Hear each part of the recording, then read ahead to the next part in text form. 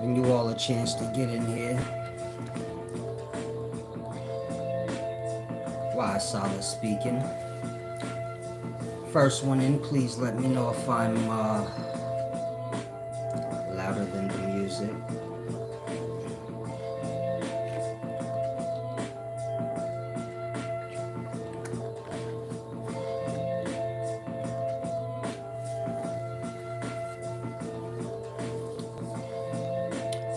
Peace and wisdom all out.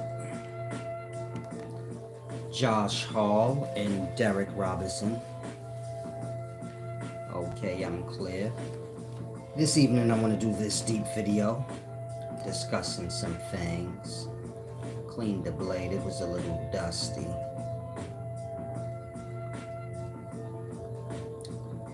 If anyone knows anything, if anyone knows a smelter, I'm looking for someone to shine this back part, back, make it look like that. It's a little dirt, put in a lot of work with this thing, so it done had its rounds in its life. I don't want to hold nobody, It's a very deep thing.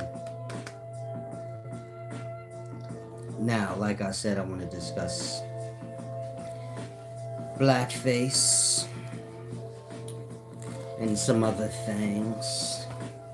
Get myself together. Just in case the ladies tuned in to see my beauty. Don't worry, ladies, I have to shave. Oh, what's wrong with Solid's face? Nothing, that's just hair. That's how it shows on camera. Don't worry. We're still beautiful. The wisdom's still doing wonders on the self. Do I need to take my shirt off? No? Okay. Just let y'all know the six-pack, all that ain't nothing. Those of y'all that truly want to get on a proper diet, when you're serious and when you're ready, you should see me for consultation on that.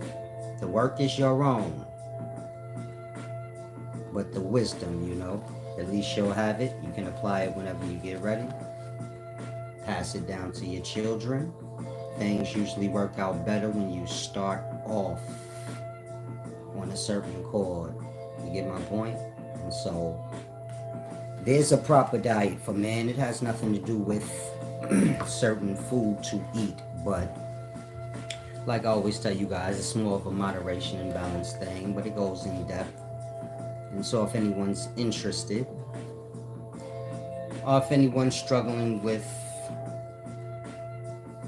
weight issues, health issues that go along with, excess weight, you can email upscaleknowledge@gmail.com. Thank you all out for the give back. Also, always keep in mind that excess weight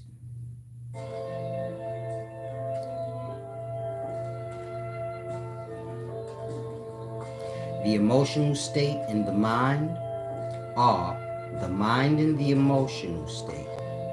The physical vessel is a reflection of these. So if the physical vessel is heavy, the emotional state is heavy. The mind is heavy, or the mind was heavy. And you get it? It collapsed into the emotional state. This is the spirit. And from there, it all pours out of the vessel. And so any physical flaw, when I'm speaking flaw, I'm not talking of perspective flaw, but flaw. Any physical flaw or just leave it at flaw. Any physical flaw is a reflection of the mind and the emotional state. It's like I told you guys in the past. If a person's eye is crooked, like how Biggie Smalls was, the eye was a little cocked. The brain, you get my point? There's something wrong with the brain. Of course, our brain controls our outer body, so If you walk with a limp, there's a limp in the brain. You get my point? When you're stretching, let's say you're not that limber, meaning you can't stretch your legs apart that much. The part of the brain that controls, your inner thighs on both sides, that is tight, or that is restricted. And so when you feel pain, let's say you're doing the split and you feel pain when you go a certain level, it's because the brain is tight in regards to the area that controls that part of the body. And so now you're going beyond the brain's limits. You get my point? Hopefully that was clear. I'm not sure if it is. When I say clear, I mean the understanding. I'm assuming you guys can hear me. If anyone has any questions, you can ask. And so if you're suffering with weight problems, things like that, and of course in the daytime y'all think fat and things like that, that's the look y'all go for. And so, I'm not sure. But if you're suffering with any type of weight problems or health problems, there's a simple reason for that. It all starts with the vibration that you're on. Meaning most people view it as, you know how I tell you guys everything y'all know and everything y'all learn is wrong. And so some of you guys may have a mind to view it like, some of y'all view it as ego, but then others of you may view it like, how can everything be wrong? And it's all y'all perspective, meaning y'all understanding. It's quite terrible, but wrong is wrong and right is right. When you get to a place mentally where you can grasp things, you'll come to know everything's connected, all one in an aspect. In that, right is right, wrong is wrong. If some of the things you have are inaccurate, they're all inaccurate, even the things you think that are not. If you can grasp that all things are one in perspective, maybe not the same time, but on a same path, or I'm trying to figure out how to word it. But all things are one, or you can say all things are on the same path in their moment of time. And so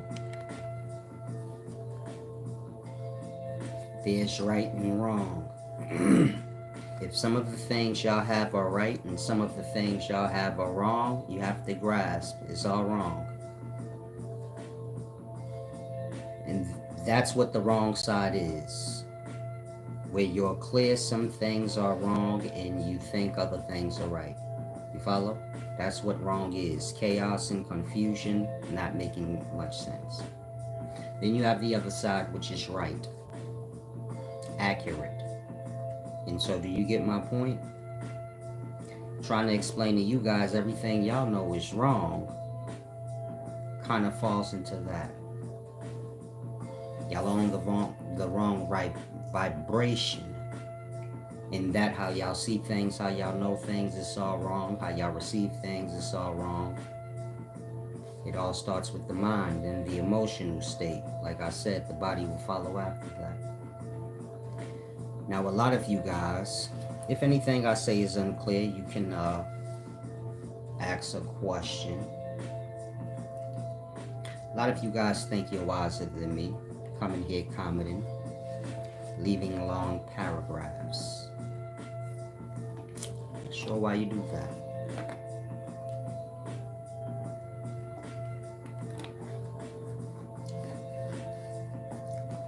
There's no breathing soul on this planet that's wiser than me. But if you think there's one, go get one. So I can show you myself. then you can be clear. I say that because you guys are still dealing with theories. Theory is not a fact. A theory is one's guess. Now you guys build wisdom on top of theories, but lose sight of that. If you need an example, aliens. That whole topic started with a rumor. That's your Roswell event, 1947. From there, that rumor, I'm not saying if a rumor. Truth is truth, proven fact is proven fact. Rumor is we all heard it, and it boils down to the individual listening if they want to believe it. But the point I'm making is, from that event, the event never being proven, there has been so much theories built on it. These theories having become facts to y'all. And y'all have new theories to add on top of these old theories that are now facts to y'all. So if you ask a modern day person in the daytime, are aliens real? They say yeah, and they speak of it as if they've been presented an alien, or as if aliens are a part of our society now. But all they have is what I said in the beginning, the hearsay talk.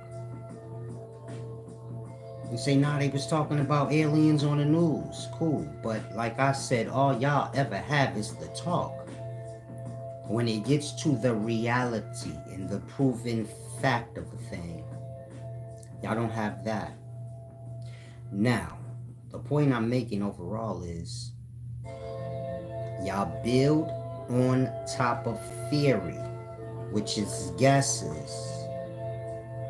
And y'all build these theories on top of things that are not proven fact, just hearsay. In that, do you grasp when I say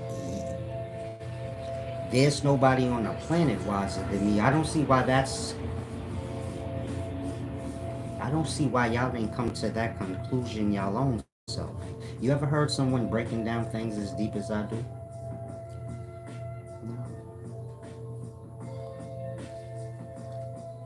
Like I said, many of you guys, you think you're wiser than me. You like to try and explain things to me or tell me things.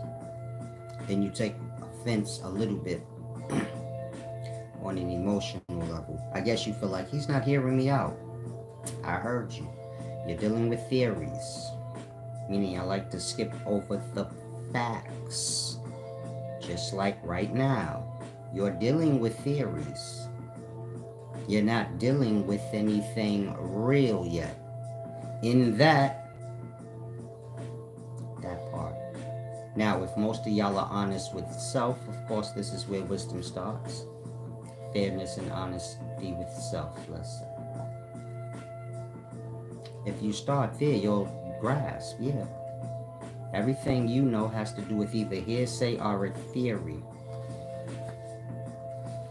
For some reason, the fact part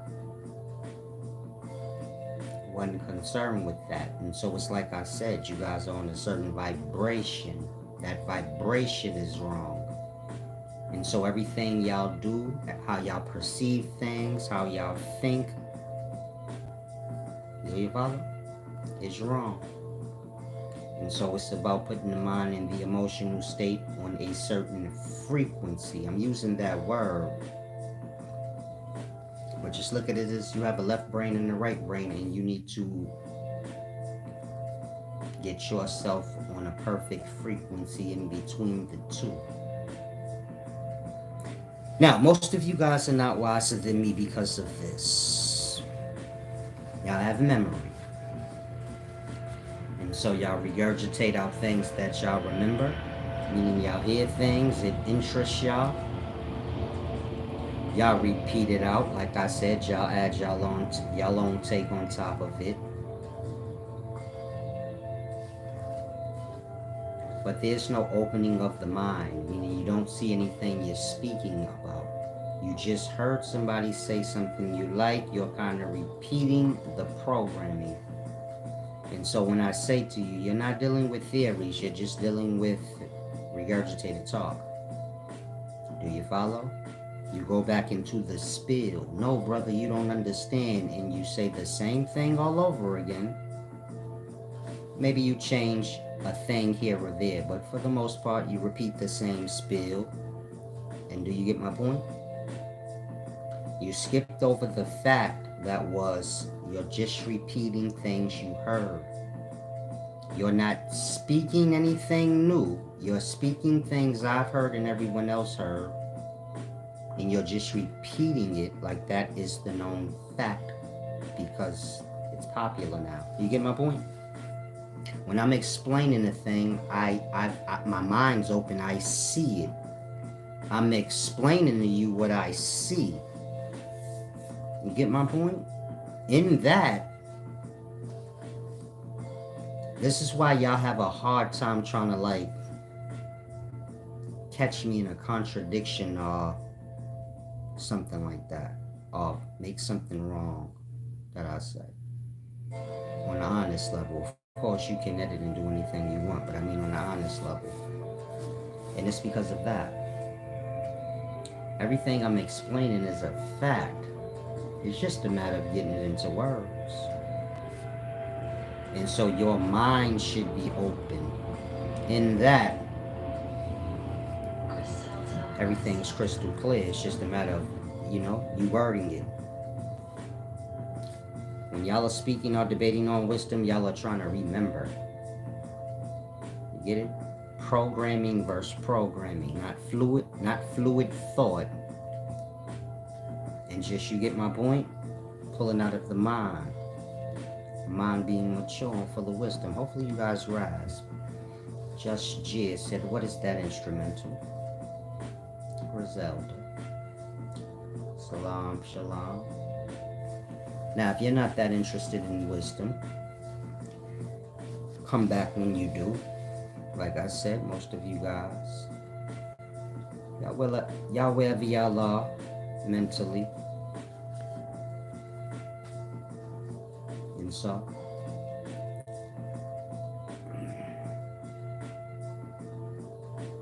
the body matures on its own. Get it? Everybody reach a certain age. At some point it kicks in. But when you're dealing with the mind, which is the soul of self, that will become mature, which is a ripening, of course.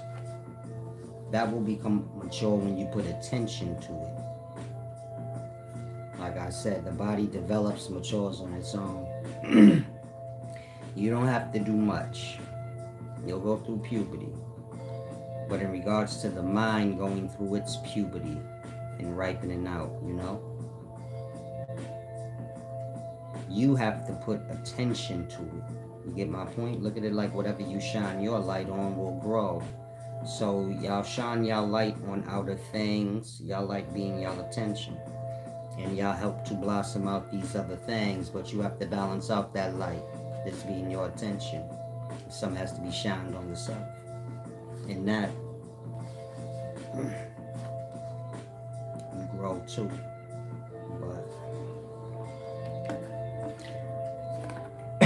is the things I'm explaining too deep for y'all?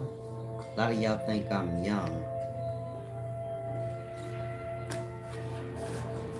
In that, I suppose you come in here, you take this as a joke or a routine. So, I'm not young. I went through everything you could possibly go through in life. There's nothing I can't explain to you. Wars, betrayals, money, anything you could think of, except for like rape, low life stuff. I know nothing of these things. I'm the honorable, I've always been that. Peace and wisdom lie in Zion. If you're someone from the streets or anywhere in life and you think you're tough, or you're like, I don't know him,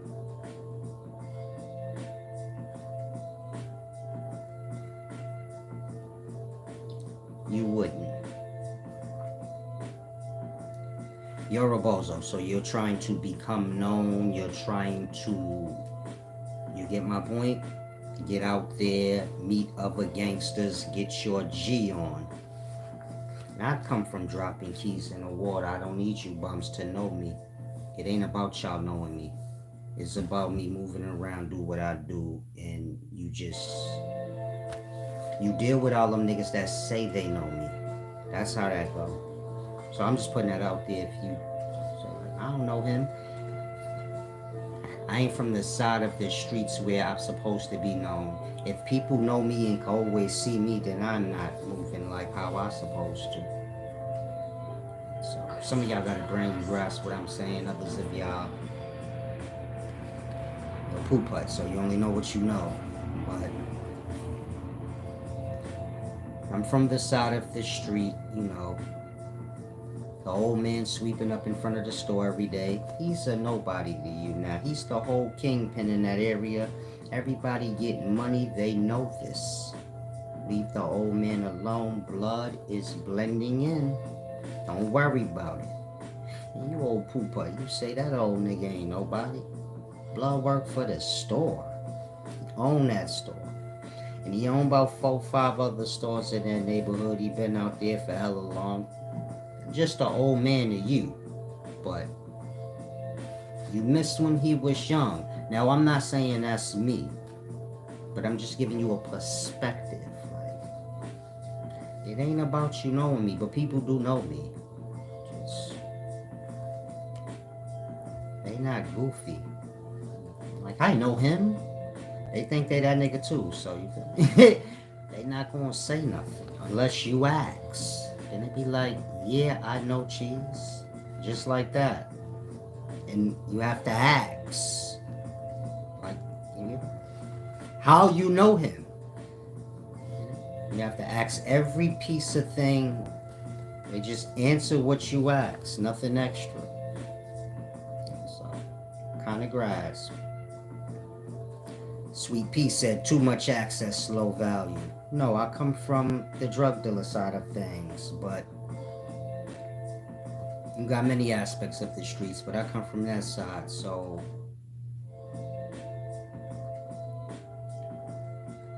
it's just promoted to us. You get my point?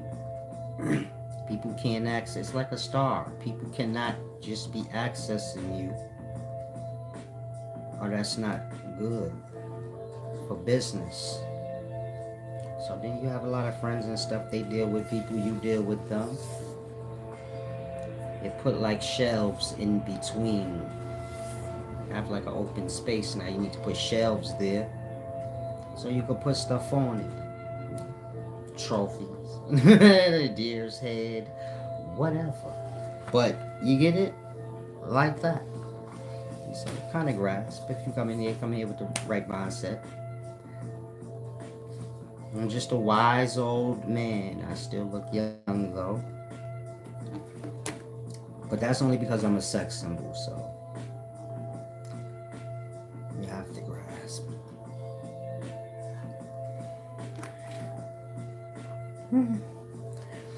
That's the, y'all already know.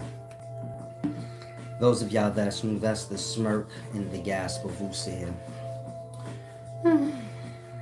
I put a little homosexual in there, you know, with a little, you gotta add a little flavor. So, you know, homosexual is something. That means go and get, come on now. Go and get, go and get lost, go back to the playpen with the bozos. Nigga, why are you over here? Now, I'm sorry, I didn't mean to let, you know, a little bit of hood slide out. I didn't mean to let that happen. The real golden child, y'all steal every piece of, you feel me? I'm the golden child. There's imagery to go with this, you feel me? I'm the Kundun, the American one, of course. There you go. The real golden child. I can't do nothing without y'all still in my bunk. Gonna come from them child laughing, man. Why do y'all think mimicking or get my point? I hate that. Some of y'all knew the bird hats. see everybody with the hair on top of their head. That all come from me. Y'all getting on my last fucking nerves, man. Stop. One thing is cool, but y'all doing too much. Since the moment I came, like I said, if you knew, you might be lost. Like, what's he talking about? Blood, I'm on here with I'm on here with this hat on because I can't do nothing. Anything I do, they come here and borrow it. This shit go deep. Can y'all stop, please? It is so fucking annoying. You've been following me since day one. You know what I'm talking about. I came on here one day with my hoodie on. I had the strings pulled down. But that's just how we rock it back in the day. My times. I don't see nobody doing that these times. I came on here. I was talking about Meek Mills with my hoodie strings pulled. And you niggas don't even wear y'all hoodie regular no more. And I wish one of y'all lie and say, no, it didn't come from you. Yes, it did. Shit come from me in my own times. A lot of shit y'all do now, I started that shit in my day. You gotta remember, I'm the beginnings of a new generation. The people before me, they wore bubblegum jeans, blood, and bell bottoms. Reeboks and shit. Get my point? Got the grass. Lion Zion said Kevin Gates' whole swag came from you. I know. That's why I was cursing that nigga out one day. I'll be doing too much. That shit is annoying. Be your own self, man. If you lost, yeah, Kevin Gates, how he act like he wise and shit and put the ponytail on top of his head and the feather.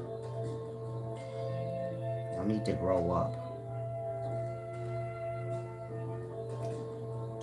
Stop taking offense if somebody be like, stop stealing my bunk, bud.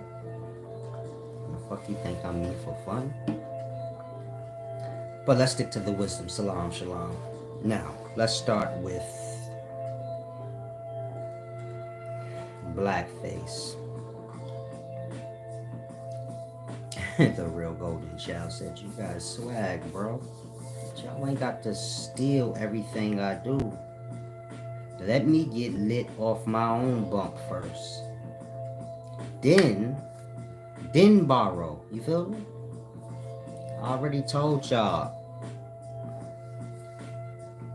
What is it called? The people that dress you and stuff? A stylist? I'm a stylist. I'm all of that. You don't have to steal. Just reach out. I'll give you your own bunk. You ain't got to steal mine. Mine's is for me. I know I'm sitting here, I look a little weird, but if I stood up, y'all would be like, oh yeah, I would wear that shit he got on right now. I didn't even, it don't look like that sitting down. So, just don't worry about it, you know. I was smooth before, that's what he right. I was smooth before y'all ever seen me, so you don't stand a chance if you're like, now I'm gonna steal his swag and be better. No, you're not. I've been smooth since about 8, 7. This goes back before I can remember. So niggas getting jealous of me and stealing my swag. This go back to pissy halls in the projects, big baby. But call a nigga up. Like I told you. Well, I let people in. Stupid people in the ghettos that want to act like they me, I let them, cause you know. Everybody wants to be the king, so he the boss. Kill him. There's Cheese right there. Dude over there is Cheese. I thought Cheese was short. Nah, he not. Niggas be lying. He tall. Tall, dark skin, ugly nigga. That nigga Cheese is a tall, dark skin, ugly nigga. 6'2" or so. I wouldn't know. Very muscular. Very muscular. This is me explaining myself to people when they dumb enough to ask me about me. You seen that nigga Cheese? I ain't Cheese, but you talking about the 6'2" fella? You talking about the cock diesel scary brother? It went that way. What's your name? My name is Rico. Rico Suave. This is all real talk too. Try to grasp. Tailor made. Now, I like playing with y'all with the swag. Y'all don't do that in the daytime. Y'all got your little goofy stuff going. Where y'all try to act like y'all overly humble, even though everybody know you're not. So you get it. Back in my day, we used to have a little fun with the swag. You get it? Talk your shit, nigga. That's when you turn your swag. When you be like, oh boy, ain't nobody better than me, my nigga. You know why? You know why? You know why? And then you put some jazz on. I don't know why. You know why. You have to figure that part out yourself. But I'm just giving you, like, you gotta turn yourself on. Because niggas gonna be trying to step on you and tell you ain't good enough. So you gotta always have that swag there. That's like your engine. You turn it on. Ain't nothing a nigga could do but just sit there and watch. Like, and those that love it, they be laughing. You feel me? Try and grasp. Y'all will grasp when y'all do. Now let's get to Blackface. Of course, you guys see the thumbnail with the Blackface image up and the Ronald McDonald face next to it. Now,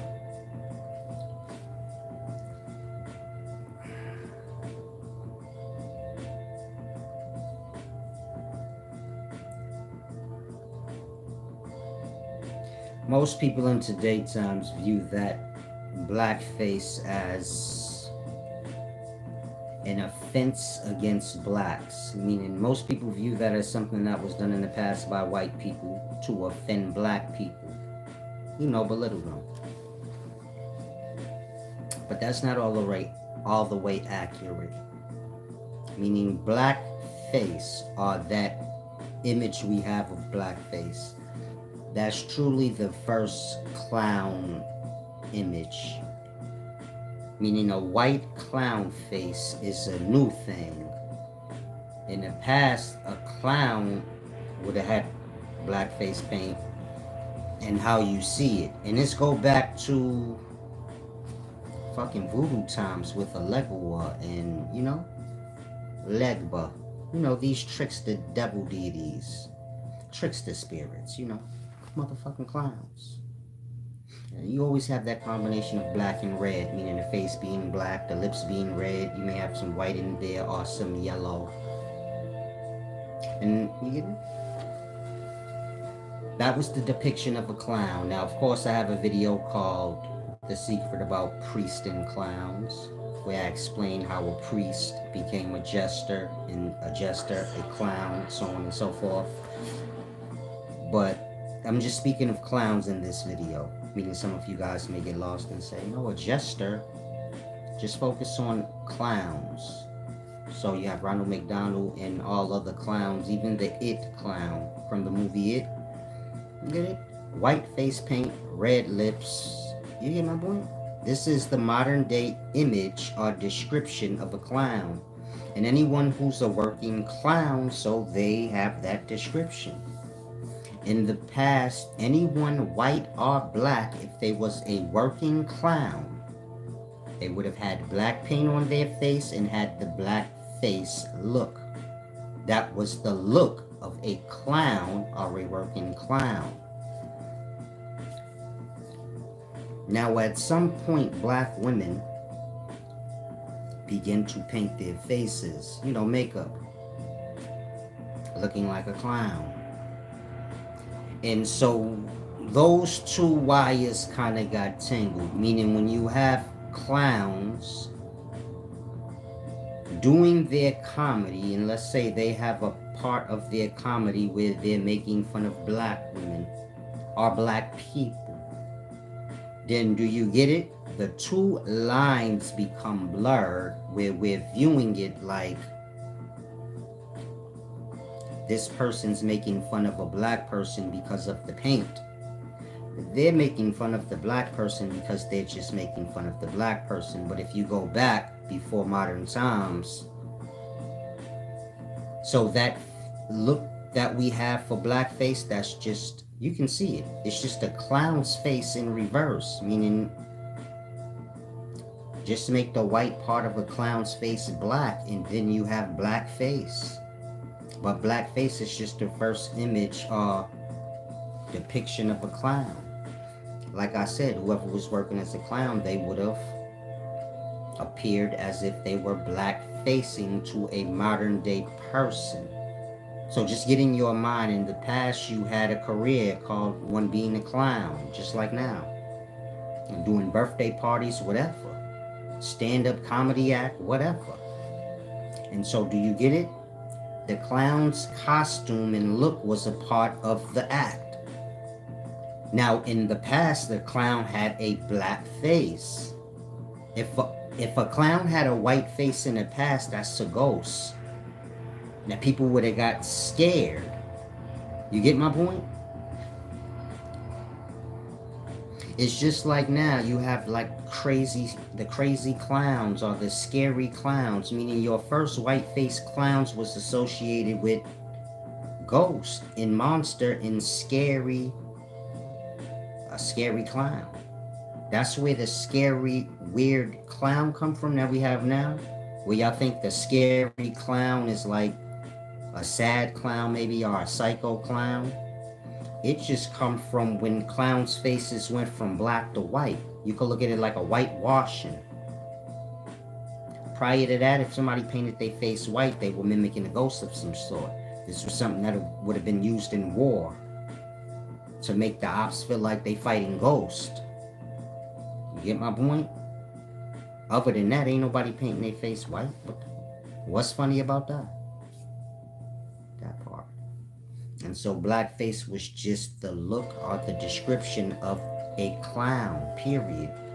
And then at some point it was whitewashed. If y'all following what I'm saying, put up a 1 or something. Let me know y'all brains are still, working, and y'all not so lost into y'all agendas and programmings.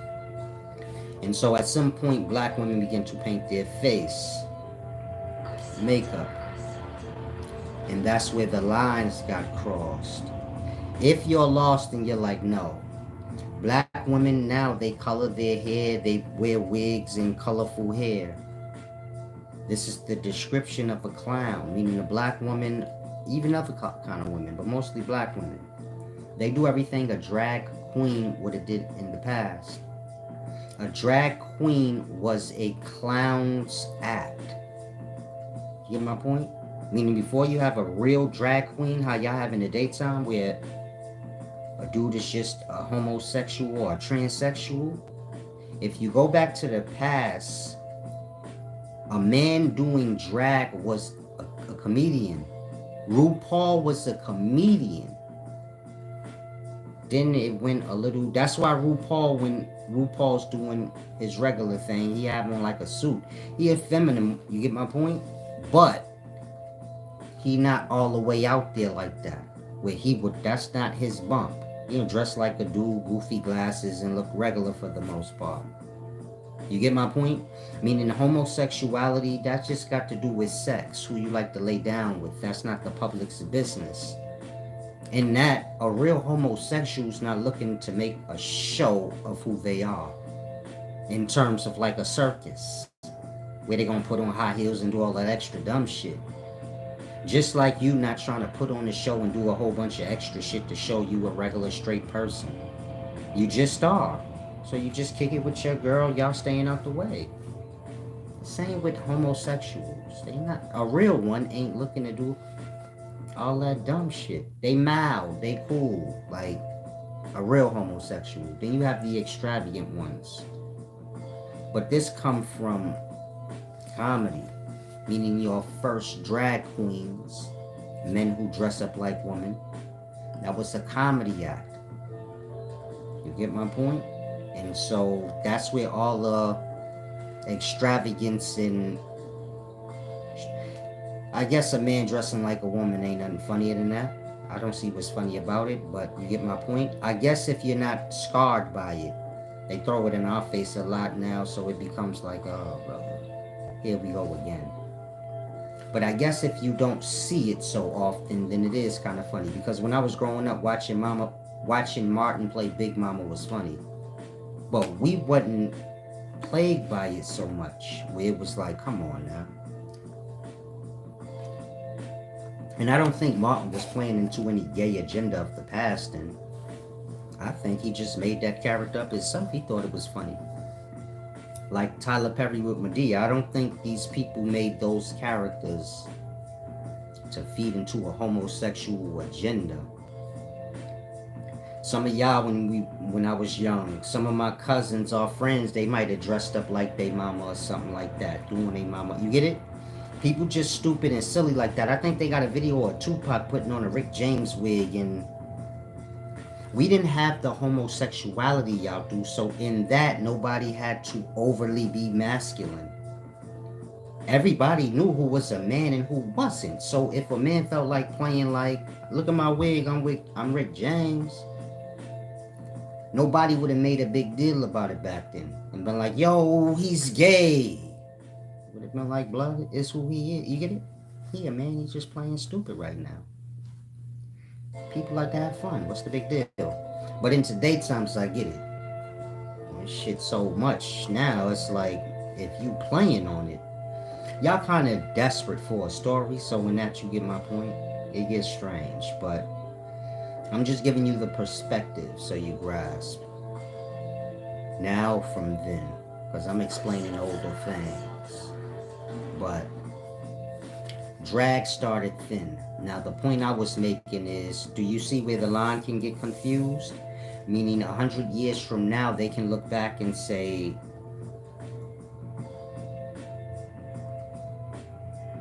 drag queens and transvestites are making fun of black women. You see how they could get that confused? Not understanding, no. The transvestites and the transsexuals come before the black woman in terms of that look. They was getting breast implants, fake asses, wearing fake wigs, and you get it? That's the thing that women stole from them. Like that. You had Blackface, which was just a clown. That was how a clown looked. Then you have black women starting to paint their face, and some of y'all get ridiculous with it. In that, when a comedian's up there doing blackface, which is a specific character, a clown, and the clown is dumb and he talk like that, you're gonna always find that the clown is dumb. You get it? Even in the daytime, the clown gonna talk with a stupid, dumb accent and voice. Hey, my name is blah, blah, blah. Like that.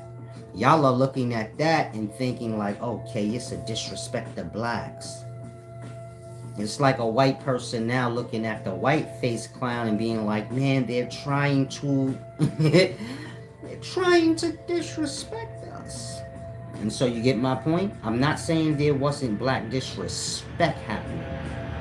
I'm saying that black face is actually the first look of a clown before a clown's face was white. You get my point? Like I said, you can look at it like at some point the description of a clown was whitewashed. And so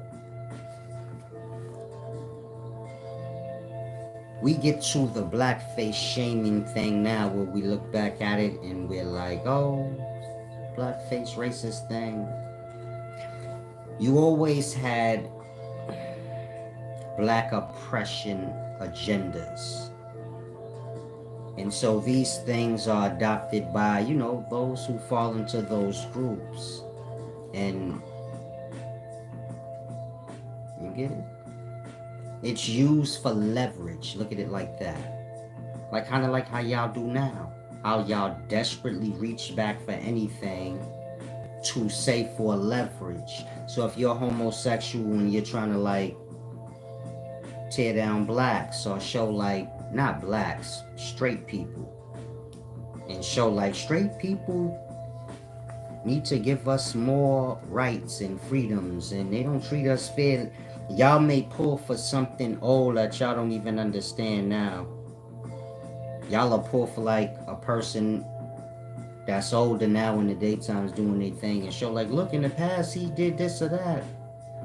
And the times was different. I'm giving you that example so you can see like people always reach to pull for whatever they want if it's going to serve whatever point or agenda they have. So, like I said, you have black oppression groups that fight for black oppressions, meaning they promote blacks are repressed and we need more rights and freedoms. In that, they pull for many different things. Some of these things are not always accurate, but if they're good enough to serve the agenda, who cares? And so, you get my point? It's used in that way after the agenda or the point of the agenda is served. There's no clearing up after. So in modern times, y'all say, man, you see that blackface, man, that got to do with black shame. Most of y'all look at the thumbnail now when you say, okay, I do see that it is just a reverse clown. It's a reverse clown thing, meaning the clown face is white with the red, and all this time what I was viewing as blackface is actually truly just the reverse of that. It's just the black where the white is. And I never even noticed that. Meaning most of y'all never even noticed that. When you say the black face is the reverse of a clown's face, it's just white where the black is just white. You get it? Meaning the black would just be white. If you make the black part white of blackface, he'd just be a white clown. You get my point? Now you say, man, he had the big lips and all that other stuff. Well, shit, Ronald McDonald's had an afro when I was younger. Now he got like a James Brown. His shit got body, his shit a little straightened out now. But you get my point? When I was growing up, the imagery you see of a clown is going to have strange, extreme looks. The point I'm making is these agendas make us lost. Y'all are forgetting that we don't look like that. So you can't jump the gun and be like, look at me, I'm not. Why would I think? I know a lot of people look like me. I know some of y'all dark skinned, but you don't look like that. That part. It's fun, comedy, comic type of thing. So you get it? Fucking Betty Boo is white, but you get it? She all waist is this big and you get it?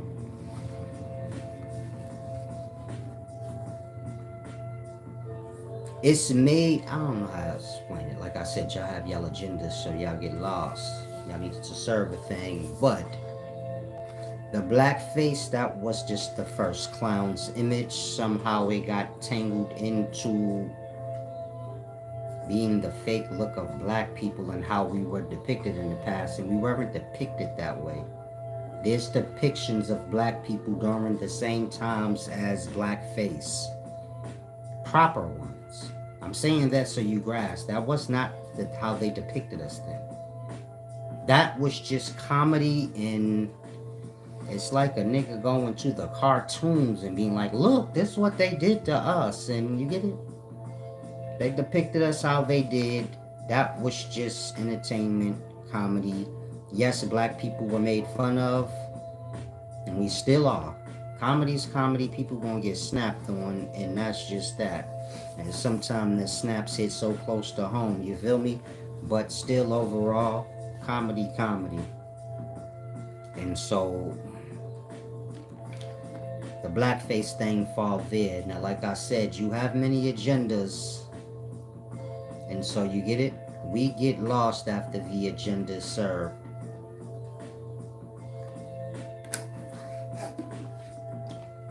Example.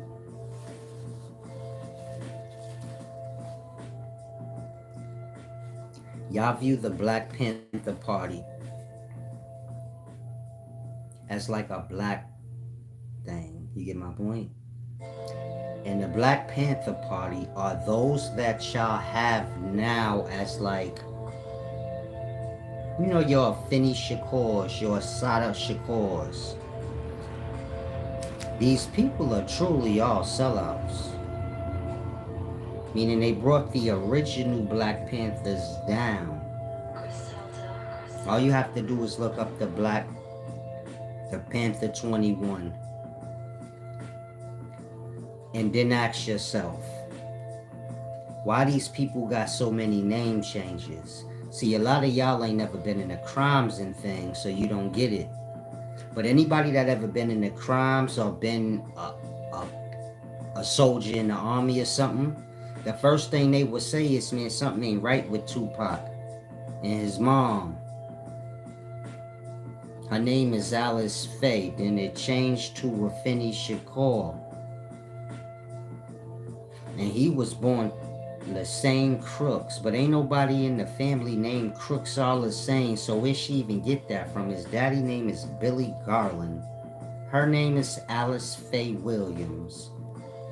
And his name is Lassane Crooks. Who's naming their kid? You get my point? Y'all are somebody's child and y'all have either the mother or the father's name. I've never met somebody who has a mother and a father and then they just have any other name. You get it? What? I don't. How does that happen? And so do you follow? If you look deep into it, you'll see like, oh shit. Asada Shakur and a lot of others, they was hired by the government. If you do your research, then J. Edgar Hoover, he started his own little thing where he was hiring people to infiltrate the Black Panther Party and make it, more violent. That way they could bring charges against them. And Asada Shakur and others, they joined around that time when he was orchestrating that. And so, you get my point? When J. Edgar Hoover's orchestrating or hiring people to infiltrate the Black Panther Party, these people being black, just young blacks from around the way, probably say, yo, you wanna... drug addicts, gangsters, shit like that. People that gonna fuck it up. Go in there, I pay you on the side, you work for me, blah, blah, blah, blah, blah. And you get my point? That's how the Black Panther Party got taken down. Now, if you lost, I want you to ask yourself, and this ain't no jab against the Shakurs, it's just real talk. I'm trying to make a point so y'all can see. After the agenda is served, y'all still be lost on shit. In this case, the agenda being,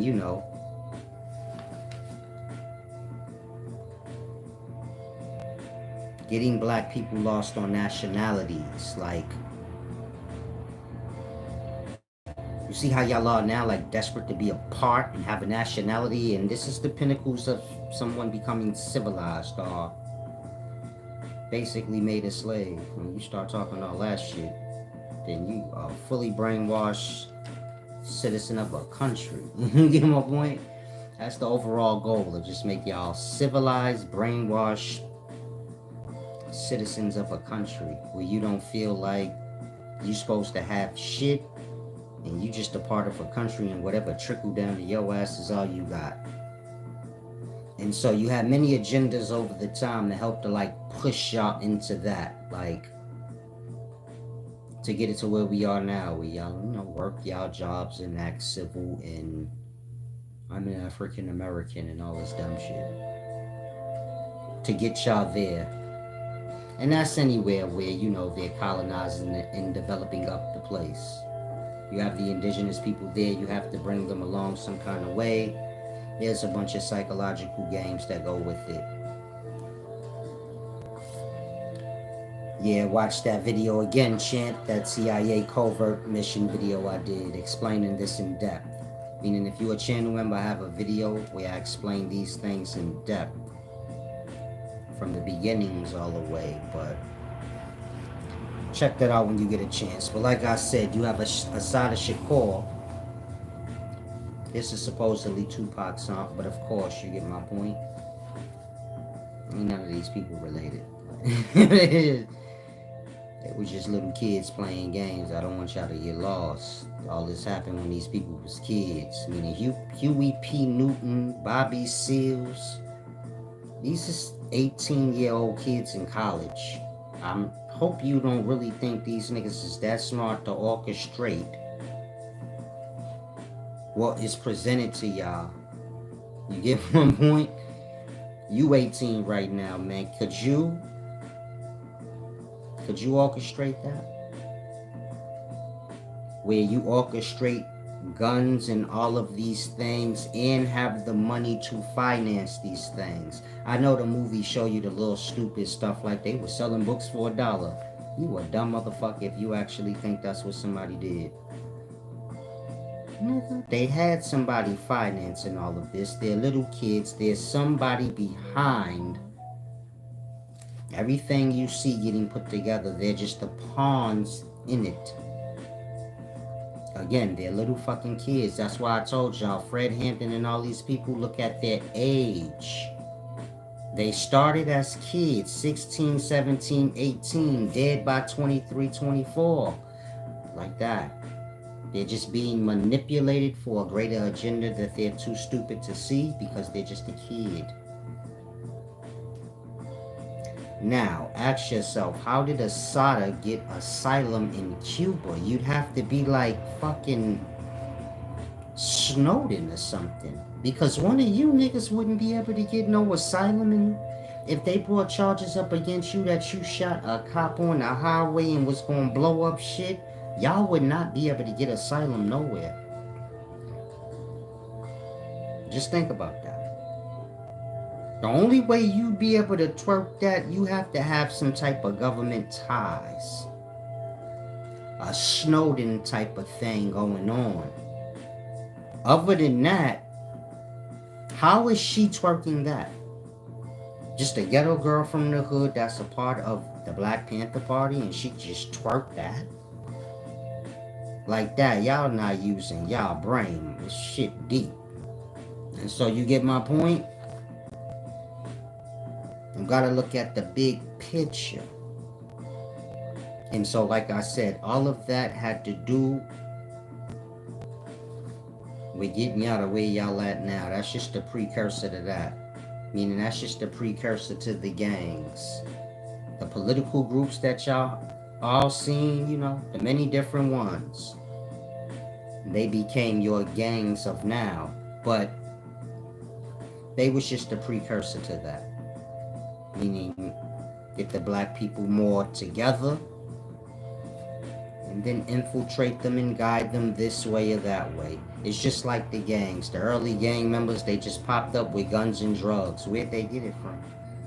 They have dumb stories like, oh, I found these drugs. A train just drove by and dropped them off in the ghetto. Nigga, please. Ain't nobody done. What cop gave you those guns? Meaning the gangster gonna come back and tell his friends, man, I found these guns on the side of the road. Somebody threw them off the train. You think he gonna tell them, man, this cop just pulled up and told me he gonna give me cocaine and guns. All I gotta do is give them to y'all and get busy. No, he ain't gonna say that. He gonna be a rat. So we say, man, they dropped it off the train or something. I don't know. I found them. Y'all don't care once it's already rolling. Like that. Now, if you go back to the beginnings of the Bloods, the Crips, any gang you could think of, you're going to hear that same story. How did they get guns and all of this drugs and shit going? Like that. A dumb story just like that. Somebody just dropped it off in the neighborhood somehow. Yeah, the cops. The goddamn FBI. That's who. Meaning your early people that started the gangs is your first snitches. You get it? The first sellouts that brought that shit back to the neighborhood. It probably was the popularest person in the neighborhood, and that's how that worked. If you lost, the Bloods was brought to New York by a dude named O.G. Mack. And he was a rat. And they made him do that. That part.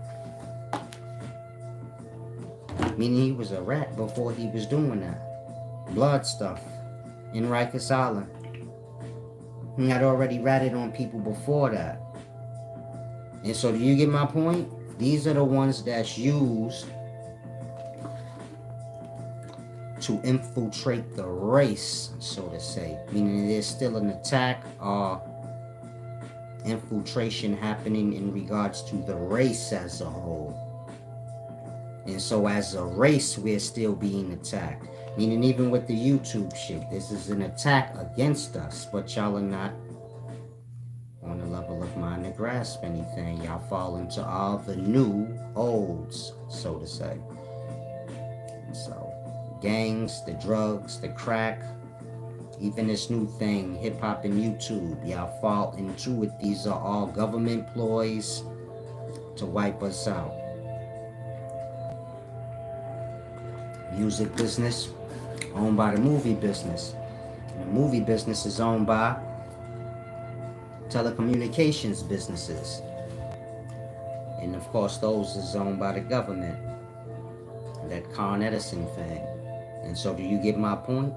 Sony Music's got to do with Sony Music Studios. Warner Brothers Music have to do with Warner Brothers Movie Studios.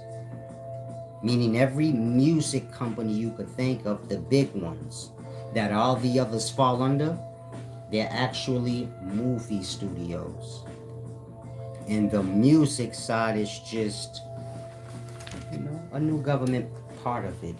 And the FBI, these different letter gang groups, they have businesses of their own. Now I have to use the restroom. You guys can take this time to give back. You know how to leave in balance. Keep everything on the up and up. Give me a second.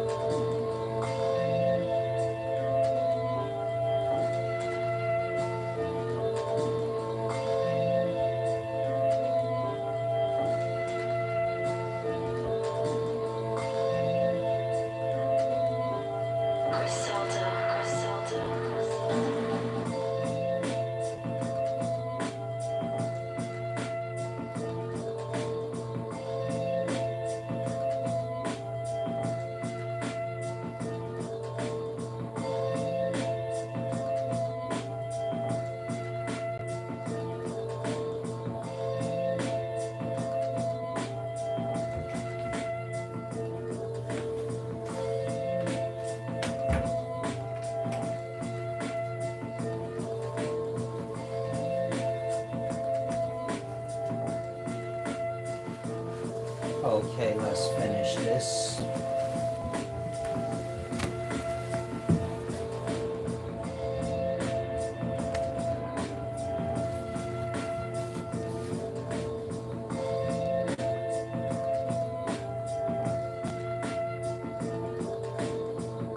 Y'all like little kids, man.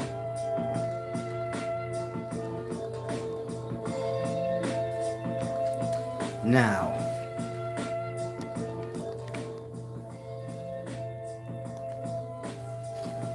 when you're dealing with Tupac,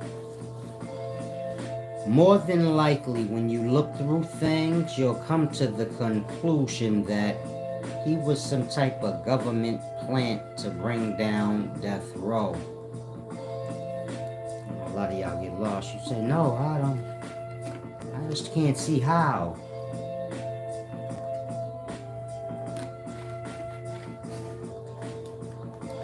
Tupac got a bail after he got sentenced.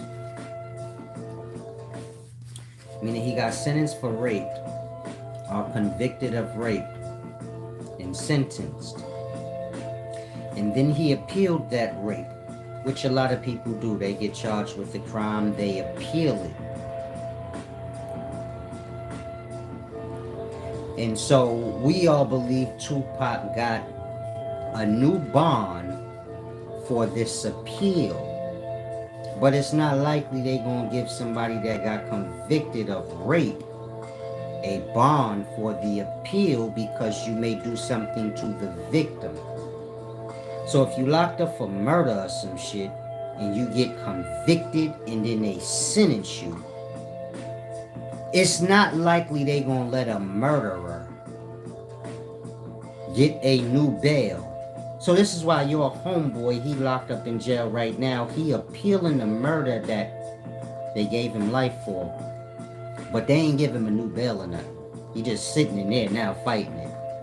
And your homeboy that raped that girl or touched that young girl, he appealing what they hit him with too. But he didn't get a new bail because it ain't likely that they gonna give you a new bail if there's an actual victim involved. You get it? And say you get locked up for something, think of Tory Lanez. He's appealing the Megan Thee Stallion stuff, but they ain't let him out. Now we all know she not in no actual danger. So they could have gave him another bail because he's goofy. This is just a goofy dumb thing. But in Tupac case it was a little more dangerous. The young lady was already saying she was being threatened. You got drug dealers involved. Big time ones. So you get my point? They're not gonna give Tupac a bail because he appealing the case.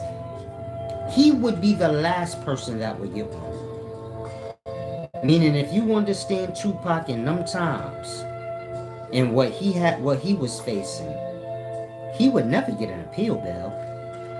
He could do all the appealing he want, but I'm surprised they even gave him a bail the first time. But they did. But after they convicted him and charged him, they would have never gave him a bail. It wouldn't have made no sense. If that girl popped up dead 2 months after he got out,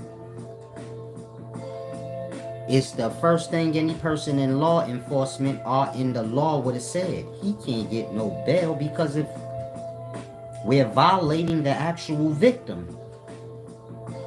That part. He has to win that on the inside.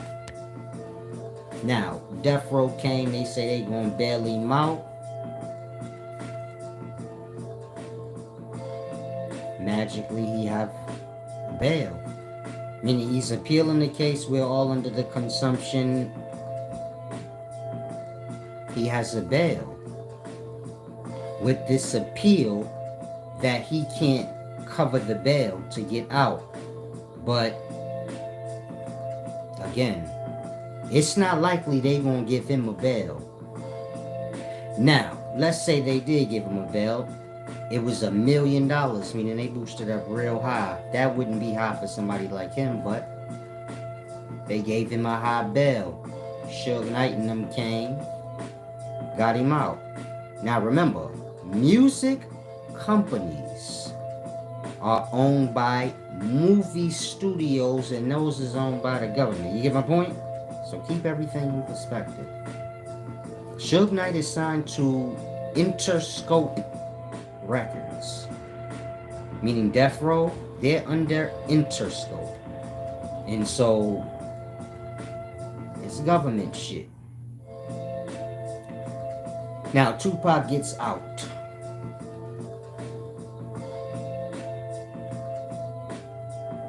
And if you just look at everything and how he faded out and Death Row went down, you get it? He had something to do with the government. Meaning Tupac has something to do with the government. It's no way if you were normal person with a brain, there is no way he didn't have some kind of dealings with government entities. His mama, all of them. His mother beat her case and was her own lawyer. Somehow she convinced the cop that she accused of infiltrating the Black Panthers to admit it. That's like some government shit. You get it? The cop come in. You get my point? One government agency attacking another government agency. You get it? Meaning, J. Edgar Hoover, he's FBI. He sends, you get it? People to infiltrate the Black Panther Party, but there's other government agencies that don't like the FBI. And they don't like J. Edgar Hoover. So do you get it? Now they trying to bring that shit down. But he's still going to try to save his own. Like, make sure you get mine out of there. They was only in there to cause all of this ruckus. Get them out. And so now when she's going to court, out of nowhere, some cop admits, yeah, we did infiltrate the Black Panther Party, which a cop would never admit that. You just have to find that out and prove it, and they still be like, nah, that's a lie. You know, any regular criminal shit, where they break the law even when they caught, they still be like, no. But in this case, the cop somehow just decides, I'm gonna admit that we did. And so her and the other Panther 21 got off. During this time she was in jail, she had Tupac. Do you get it? How the fuck did you get pregnant? You get my point? Nothing in her story make no sense. She got too many name changes. There you go. Too many smoke and mirrors. This is when you're dealing with motherfucking Asians. You get it? This is when you're dealing with CIs. Confidential informants. It gets strange like that. So now when y'all trying to look up Tupac, it bring you to his real name, Lassane Crooks. That don't make sense. Tupac Shakur, this is just a name that a lot of Black Panther Party members took. Shakur. So in all reality, Tupac don't even got no real name. Otherwise, what's his real name? Nobody don't know. Meaning we got this character named Tupac Shakur, formerly known as Lassane Crooks. Formerly known as, we don't even know nothing about this person. Not even their real name. You're not about to tell me Tupac Shakur was his real name. All the Black Panther members have that name. That part. Asada Shakur ain't his aunt. She took on that name. All the Black Panthers had that name. That was a part of a certain faction of it. You get it? These people not related. That part. So she named him after made-up name they all had. But first she named him Lassane Crooks. After who? Damn sure ain't Billy Garland, whoever that is. But who was she naming him after? That is that government shit when you're like in hiding, and so you don't have no name. Your shit change every month. Again, if you look at how they live like somebody on protective custody, man. Moving from Oakland to New York to Baltimore. That is rat behavior. Why are you moving so much? What you do? And so, says she in Cuba, yeah, Asada Shakur in Cuba, but how'd she get asylum to do that? The only way I could see somebody pulling off what she did with what she had going against her, man, you had to be tied into the government some kind of way, blood. She escaped out of jail. I don't think y'all are listening to the story and putting everything. Y'all just too desperate to be like, yeah, we Black and we did something. Are y'all listening to this weird ass story? She broke out of fucking jail. Huh? Nigga, this Mission Impossible shit, but we talking about ghetto ass little kids in their early 20s doing this? Like I said, you had confidential informants working with the government, being used as pawns to manipulate us into many different things. And all I can say is if you got a half a brain, the Shakurs, they ain't right. Say, I love Tupac though. Pac ain't right. Something just ain't right about blood. What's his name? It ain't Lassane Crooks and it damn sure ain't Tupac Shakur. So what is his name? So we could look that up. Because that's who he is right now. Whoever he truly always was. If that makes sense to you. That part. Remember, Tupac ain't somebody y'all knew as a baby. He just somebody y'all hear about now famously as a baby. And half the people speaking on him, they know he dead. There's nobody that can prove them as a lie.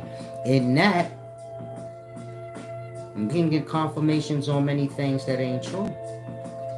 But overall, who we talking about? Fucking Devontae Morgan. Y'all peep that? I gotta go give me some juice, man. Thank you, Tweezy, for the give back. Salam, shalom. And so, like I said, Tupac,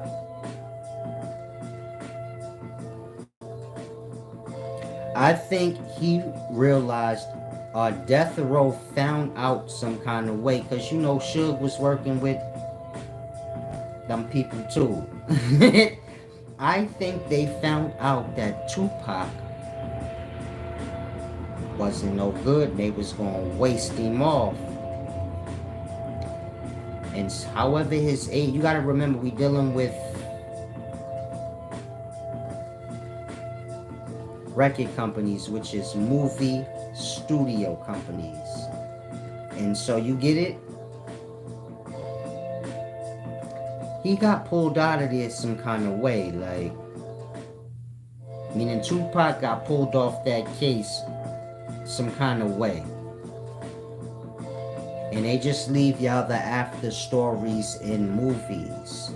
So when you watch the movie In Too Deep and you see LL Cool J playing the God character and Omar Epps playing the cop that's infiltrating that drug crew, that's about Tupac and Suge. Meaning that's Hollywood taking a jab at Tupac, saying that he was an undercover.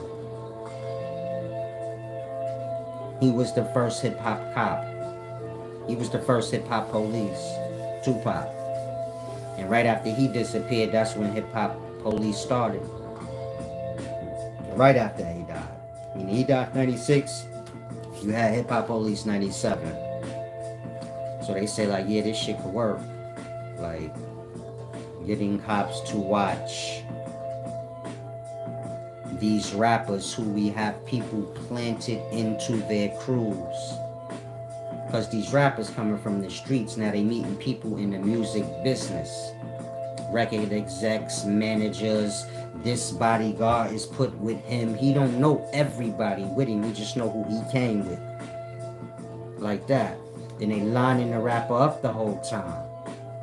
So if you a rapper, you can relate to what I'm saying. You like, yeah, I got caught up in some shit like that.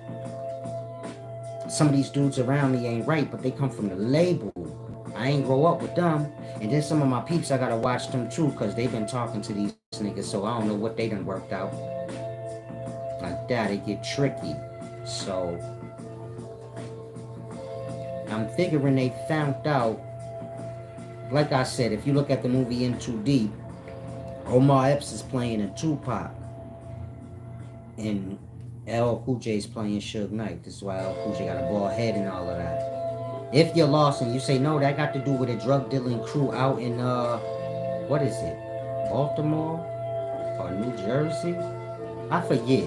But if you lost and you say, no, that got to do with Dwayne Goodens, whoever the guy was that LL Cool J was playing in the story. The guy didn't have a bald head, nor was he licensed.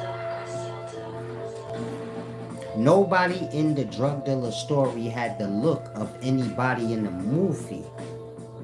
You get it? Meaning the cop that infiltrated that drug crew did not look how they made Omar Epps look. And the guy that's LL Cool J's playing, God, he did not look like that. Meaning he was not bald-headed and light-skinned. So where did they get this look from for this drug dealing story. That part. The drug dealer story is the front. If you peel back the layers, they are taking a jab at Tupac and Suge Knight. Suge Knight's in jail at this time. You get it? Like that. Tupac's gone in the wind.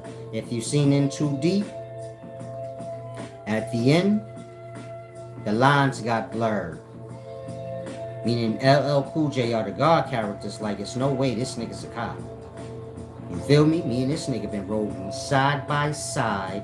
We put in work together. I want you to think about Tupac and Suge Knight on that last night when they ride in that Beamer. And Pac sitting on the side looking out the window and Tupac on the other side. Now, if you're young, you never seen In Too Deep, you go watch it.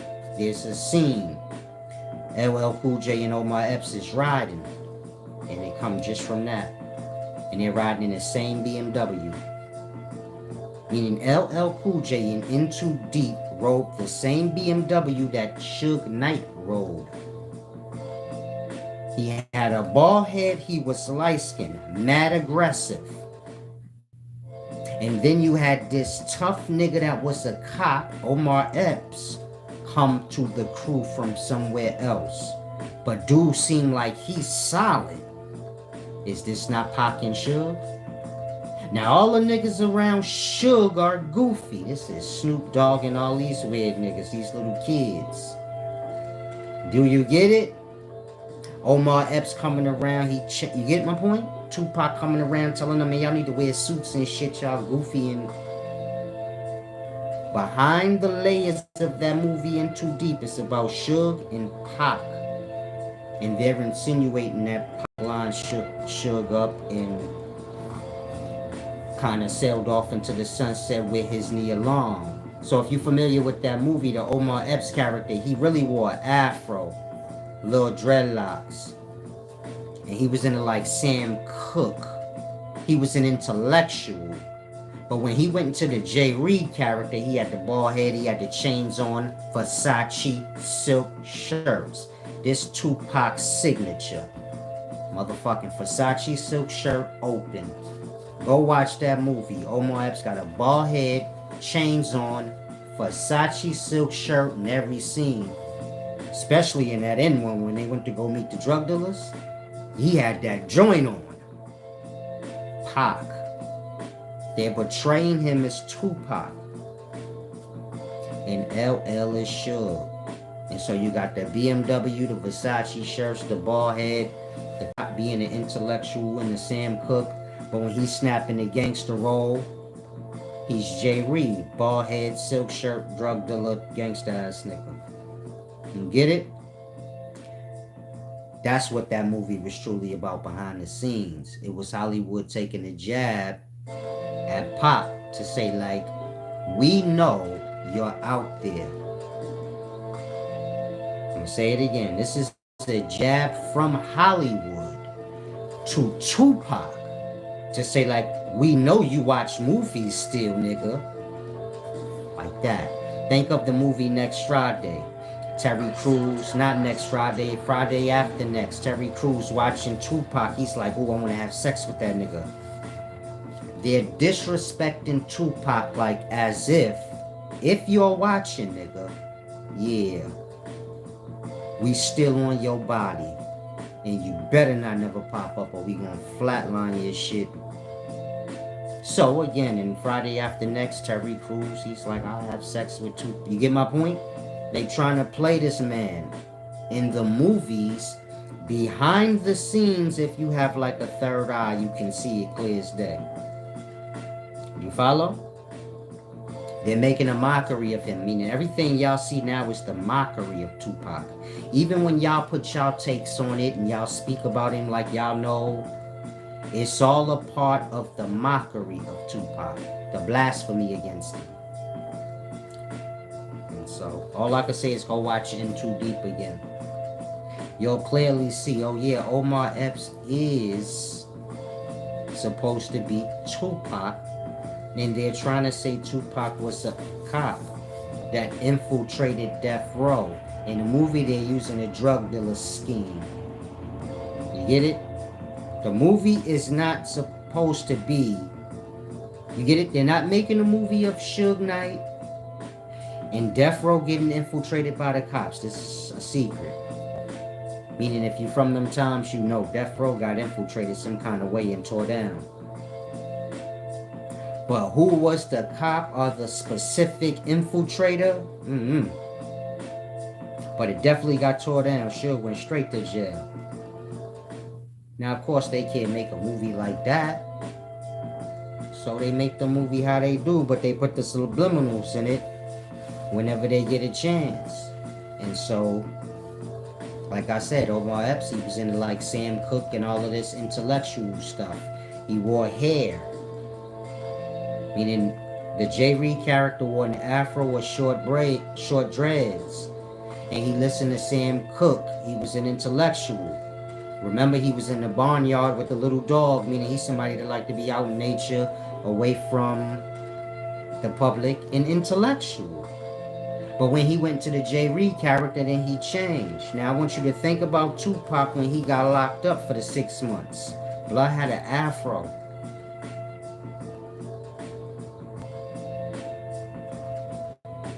Pac had a bald head when he went to Death Row. But sitting on Rikers and he did the interview, he had an afro. And most of his career, he had like a flat top or hair. And he's an intellectual. Blood read Romeo and Juliet and Shakespeare and all of that. And when you remove his character and him from rap, he's what y'all would call like an intellectual. Or a nigga that would probably be off on the outskirts reading books, listening to Sam Cooke or some shit. You get my point? Like that. The character is taking jabs at Pac. And so, if you look at everything and all the details of everything, all I can say is something ain't right with the Black Panthers and Tupac. I'm not talking about your modern day Black Panthers. People fall into new agendas every day. You get my point? But I'm talking about what I'm talking about. And like I said, Asada Shakur, I still can't figure out how she twerked that asylum. That's not possible. Not for her. You follow? Not for her crimes. Meaning if you look up asylum, usually they're not going to give you asylum if your country wants you for like murdering and terrorist acts. They're going to turn you down. That could turn into a whole war against their country. Why America's not going into Cuba for her is why I say something ain't right. She connected to the government some kind of way, or some government agency where they just can't. She got some type of override. Meaning whoever she attached to, they got more authority. Other than that, strangest thing I ever seen in my life. And so, you gotta grasp. Y'all fall into many things that's used as, you know, ploys to bring us down as a race. You get my point? Meaning the political parties to the gangs that became the new political parties. You still have political parties now, but the gangs is more popular. And so all of that, you get it? We ain't that smart as a people. We get manipulated easy. And that, when the gangs come along, y'all just join the gangs. Y'all don't look at the gang. Like, who made up the signs? You get it? You a crip, man. Motherfucker, Tookie wasn't that smart, blood. When did Tookie become a sign language expert and all this other shit? That's what they do in the army. Speaking side gang shit. They do that in the army. And speaking number code and things like that, the cops do that. They be like, it's a 187. It's a 211 over on so-and-so street. But this is how gang members talk. They talk with their hands like they in the army, and they be like, 051 blood, 031 blood, 212 blood. You get it? Where if you don't know nothing about nothing, you like, what is blood, a cop? The fuck is he talking about? Why he got number? What's those numbers he's spewing out like a cop? That part. Peoples in the ghettos don't have a brain to look at none of that and say, hold on, that's strange, nigga. Who taught you that? And it's cool you started the gang, but who taught you all that extra shit because you can't even read? You get it? That nigga Tookie might can't even have read back then. But how he do that? That part, just like Larry Hoover. Blood started every gang in America at the age of 20? Because he been sitting in jail since like 23 or 4? So you telling me this nigga was a whole genius? Hell no. The little kid that got manipulated, now he's sitting in jail confused. Talking about, how am I the leader of all the Hoovers in the world? Even the Crip set in LA, I ain't even been there. You get it? Like that. Not Larry Hoover, J. Edgar Hoover. Blood is a whole legend y'all know nothing of. Y'all living out his attacks now, and he dead already. Meaning Blood, Crip, the political parties and all these things, these is J. Edgar Hoover attacks against the race.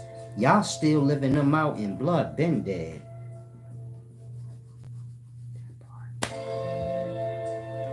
Otherwise, all the gangs think they under Hoover, as in Larry. But no. That street in LA is named after J. Edgar Hoover, and every other thing that got to do with Hoover have nothing to do with Larry. It have to do with Larry Hoover is rotting away for J. Edgar Hoover's crimes. If that makes sense to you. Some of y'all lost, you say, I don't see the connection. J. Edgar Hoover set up mad shit before he died, and they was gonna hang that nigga. He died though. Larry Hoover, the little ghetto boy from the hood, he rotting away right now. He doing the same amount of time J. Edgar Hoover would have got if you familiar with his story. Meaning if you know J. Edgar Hoover's story and you did your history, Larry Hoover got the same time he would have got. Which is forever, forever, ever, forever, ever. That's why Blood died, had a heart attack or some shit. He knew it was over. They found out he had something to do with Fred Hampton and a whole bunch of other political activists getting killed. They start to find out, hold on, these political activist groups, he set them up. Meaning he's infiltrating them, making them gangs now where they're like planning to rob, steal, kill, blow up banks, do dumb shit they would never think to do. In that way. And so, they was gonna hang him. And he died. And a lot of people were sitting in jail, you get my point, they got no argument. A lot of the stuff J. Edgar Hoover was doing was secret missions. Once he died, whoever was stuck in the mission, do you understand? J. Edgar Hoover, the FBI dude, he has many different secret missions that he have against black people. But he dies. But you still have people under him under assignment. Meaning all the people that invaded the Black Panther Party. To make it more radical the way it was, where all of them started getting locked up for crazy stuff. J. Edgar Hoover did that. But he died. So whoever was working those things, do you get it? That part. They don't have no higher up no more. They on their own. So now Matulu Shakur and all these niggas sitting in jail rotting. There's no argument. There's no proof you was a part of this weird ass nigga's goofy ass plan. He dead now and we don't like him anyway. And so you could sit That's why Larry Hoover's not never getting out. Not because of anything you heard. It got to do with J. Edgar Hoover. And blood bullshit still, like I said, y'all still living out a bunch of J. Edgar Hoover schemes against blacks. Blood and Crip, that's his, all of those is his thing. If you lost, when you see red and blue, you talking America. In the past, you had the red coats versus the blue coats. You get it? You got the firemen, the police, red and blue. Whenever you see red and blue, you're dealing with America. Now, when you're dealing with the gangs, they fall in the red and blue. How we get the red coats and the blue coats all over again? Because that's all Blood and Crip is. The red coats and the blue coats on some ghetto shit now. That part, they playing us. Meaning they trying to get you niggas to cancel each other out, which y'all are.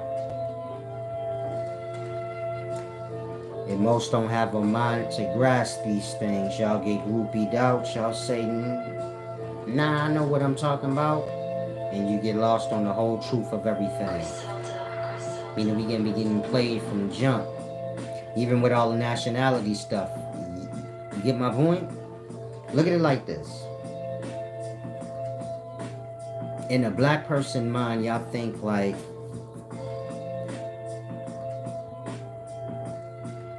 white colonizers went to Africa, stole Africans, and then brought them to America. Like this is some movie where they found new land and now they bring in new people. You get it? Mind you, that's stupid. That don't even make no sense. If you understand colonization, which still happens now, this is just land development. You got a whole bunch of rainforests everywhere. At one point in time, the whole Europe was a rainforest. The whole North America, the whole South America, any place you could think of was a whole rainforest before it was developed into a city. And you have indigenous people there. These are your butt-naked, uncivilized human beings, but they look like primates almost. They're kidnapped. You get it? And taken and sold, domesticated into all the nationalities you see.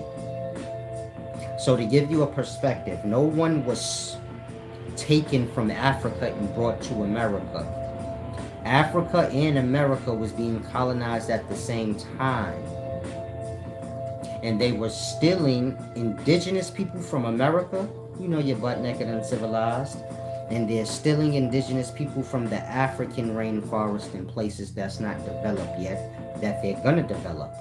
They're speaking back in late 1400s.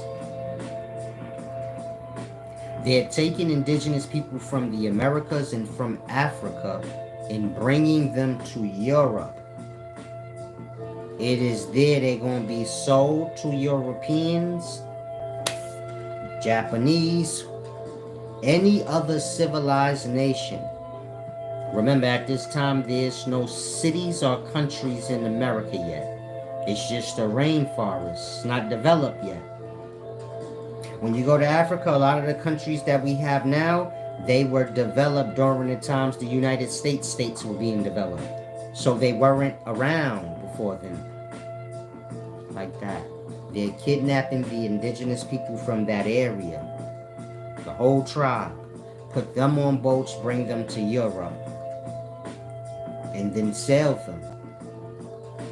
They don't need to bring indigenous people, or if y'all call it slaves, from one place to the next. That's dumb.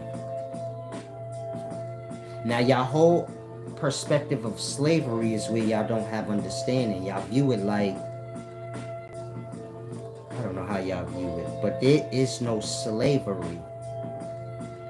You have uncivilized indigenous people living in the rainforest. In the past, human domestication was legal. So people go into the rainforest, they steal indigenous men, they domesticate them. The offspring, which is the litter, is sold. Remember, in this time, Having human pets was legal. We call it slavery, but it's not slavery. It's what I said. It's human domestication. Like how you have a pet or a pit bull and you breed it with other shit so you could sell it. That's what was happening to people in the past. Meaning Americans were being brought from here to Europe and sold. But this was illegal during that time. So a slave master have 100 slaves. These is his pets. It probably started with 3. He bought 3, mixed breeded them. Maybe he bought another one that was a different color, mixed breeded that one. You get it? Like that. That's why slavery was abolished. But if they say it the accurate way, then it just sounds crazy. If they say having human pets was abolished, domesticating man is abolished. Meaning you can no longer have a man as your pet where you could mix breeding with other things and sell the litter and all of that. You can't do that no more. That's a human. Again, they have a slave mixed breeded. The slave lady have 4 or 5 children. They just take one of the kids and sell it. Like that. They just take one of the kids and chop the arm off and he's going to serve for dinner. Because they having guests. And meat is meat. And so that's how that goes. There's no like slavery where they're kidnapping civilized people. This is happening to indigenous people. Basically, in the daytimes, y'all will call them migrants. Undocumented migrants. If this was the past, like that, you can kidnap and steal them. Again, in them times, you ain't have these laws we have now. So they undocumented, meaning they don't come from no place. They don't come from no documented city or country. Like that. You say, how did that happen? Wherever they come from in the forest is being developed now. Land developers have invaded, and you get it? They are pushed into civilization. And you get my point? I guess America is developing land over in the Amazon rainforest, so all the migrants you see, they come from that. You get my point? Of course, they not kicked out the forest and delivered straight here. They going through the cities over in South America. Slowly over time, they getting civilized as they go, generation to generation. This started back when y'all seen all them plastic coffins getting made. And y'all said, man, they making them plastic coffins, you know, for the end of the world or something. They're making the plastic coffins because they're about to colonize the rest of the Amazon rainforest. There's indigenous people there. And they're going to burn that shit down. They're going to die. And they're going to remove the bodies. You get it? Like that. That's why in America, half the natives was wiped out. This is the indigenous people. And start like that. They wipe them out. Whoever left, sell them out. We're going to mix breed them with whatever other ones from over there. Like, mix breed them out, have some offspring. We're going to sell these when we take them back to Europe. So they're sailing over here, kidnapping indigenous people, bringing them back, selling them. And selling people is legal. But you can't sell a documented person. In that, you got black people coming from Europe over here to develop land. Because you got to remember, Europe was already developed. Italy, Spain, Portugal, all these places is already developed countries. They have money and all of that already. During this time, America is not developed at all. There's no cities or countries here that's connected with the rest. If you lost and you say, what about the Mexican cities? That's old before our times. Colonizers came, set up whatever little shit they set up, then they get on and go about their business. And the indigenous people of the land, they take over that little area and live. It's just like if colonizers came over to America early, but then they just abandoned mission, let's say in 1800s, 1900s. So we just be here with all these big ass fucking buildings and trains and shit, but don't know how to operate it. You get it? Like that. Unless you niggas about, if they did it right now and just left, you niggas would be sitting here like I just said. Cause y'all know how to do shit. That part. Y'all know how to like the light system and everything work over the whole city? No. That part. Y'all just be left with big fucking buildings. And the people from the future would just look back and I guess assume like, oh no, that they were civilized and they made that. Hell no. And so like that. Over in Europe, you got developed countries. You got to remember, Portugal, Spain, and Italy came here. They was financed by Queen Isabella of England, I believe. And so do you follow? They already a part of the system that we live now back then. Our countries over here have not been developed and added to this United Nations or however you want to view it. And the same with Africa. You ain't have all them places and countries developed yet that's a part of this whole world conglomerate of nations and countries. And so now, when those from Italy and Spain is coming over here in 1492, they come into forest land. Untouched. You got butt-naked indigenous people here, not Indians. Butt-naked, dark-skinned indigenous people. They not civilized, they like primates. And so do you get it? You got black people coming from Europe here. Remember, it's civilized there. They live like we do now. They have stores. They have money. You have black people living in Europe with ID. They have a job. They're a regular citizen in Europe in 1400s. The same way you're a citizen right now. You work, whatever. They say we found new land. Some of these people black. They big time business owners. They come too.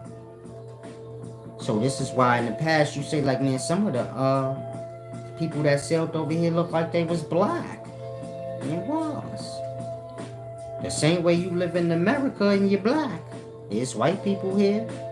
It ain't a country you ain't gonna go to that's civilized where you ain't gonna have black citizens and white ones. And they all work and do the same shit. Now think if they put on the news, man, we got land over in the Amazons. Whoever want to invade it with us and start themselves a little city, you at liberty too.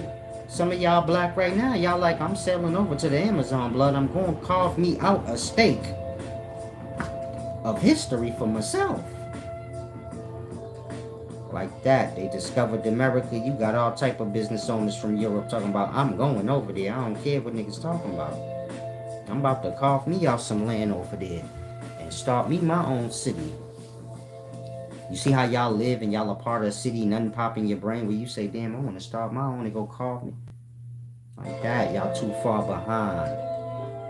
Meaning blacks too far behind in the mind. They just lost in, y'all have no balance, no honor. So you get my point? Y'all reap the benefits as a whole for that.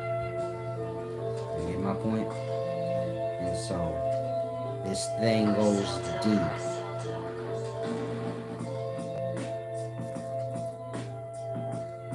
He says, oh, she says somebody asked her if they wanted to buy mana. People still sell people, but you get my point? Most of y'all for sale. Yeah, you get my point? You make $20 an hour, that show yourself for 8 hours for $20. You get my point? And for them 8 hours, you that man's slave. You do what he tell you to do. Otherwise, that nigga fire you and tell you to get the fuck on. And you can't make for yourself.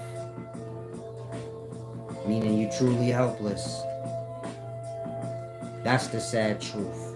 Meaning you a working person, you blah blah blah, cool. But in all truth, them babies depend on you, and you depend on the system. meaning you a failure. I wouldn't care if you made $100 an hour. You can't earn for yourself, and you don't got heart to get out there and take it. My babies ain't starving. I'm hitting this bank. I'm hitting whatever. You don't got that kind of heart. Your kids will starve and die. If they removed all jobs, half y'all kids would starve and die because they can't depend on you. You just a slave. Meaning you just dependent on the next person to tell you what to do, think of something for you, or hire you. And so that might hurt, but that's real talk that half of us need to hear. You got to strengthen up, man. Y'all out here weak. Stupid talking. Not knowing y'all accurate history. Y'all just knowing all this made up shit. And that, most can't see how deep in we are. Meaning y'all dumbed out. The black race is completely helpless and dependent on its system. As a whole. You could give them their whole own country right now. They wouldn't know what to do. That bitch wouldn't have no houses, electricity, water flowing, nothing, because they can't do anything. That part. If I ask most of y'all, man, do y'all understand a grid system? Do you know how to build a canal from the river into the lands so that you can create a sewer system? To push the water back out in the river as the tide comes in, and you get it? That's your natural cleaning system. The tide coming in and then going out. Now, how do you tap into that? Most of y'all lost. You black, you like, I don't even know what this little nigga be talking about half the time because I barely listen. Like that. We helpless as a people. You don't know nothing. Again, if they said we gonna get y'all own country and y'all run it, however y'all feel fit, y'all don't even know where to start. Y'all don't know how to collect the resources so we can at least see what we working with as a whole country. Therefore, we know what we can sell or trade to other countries for capital.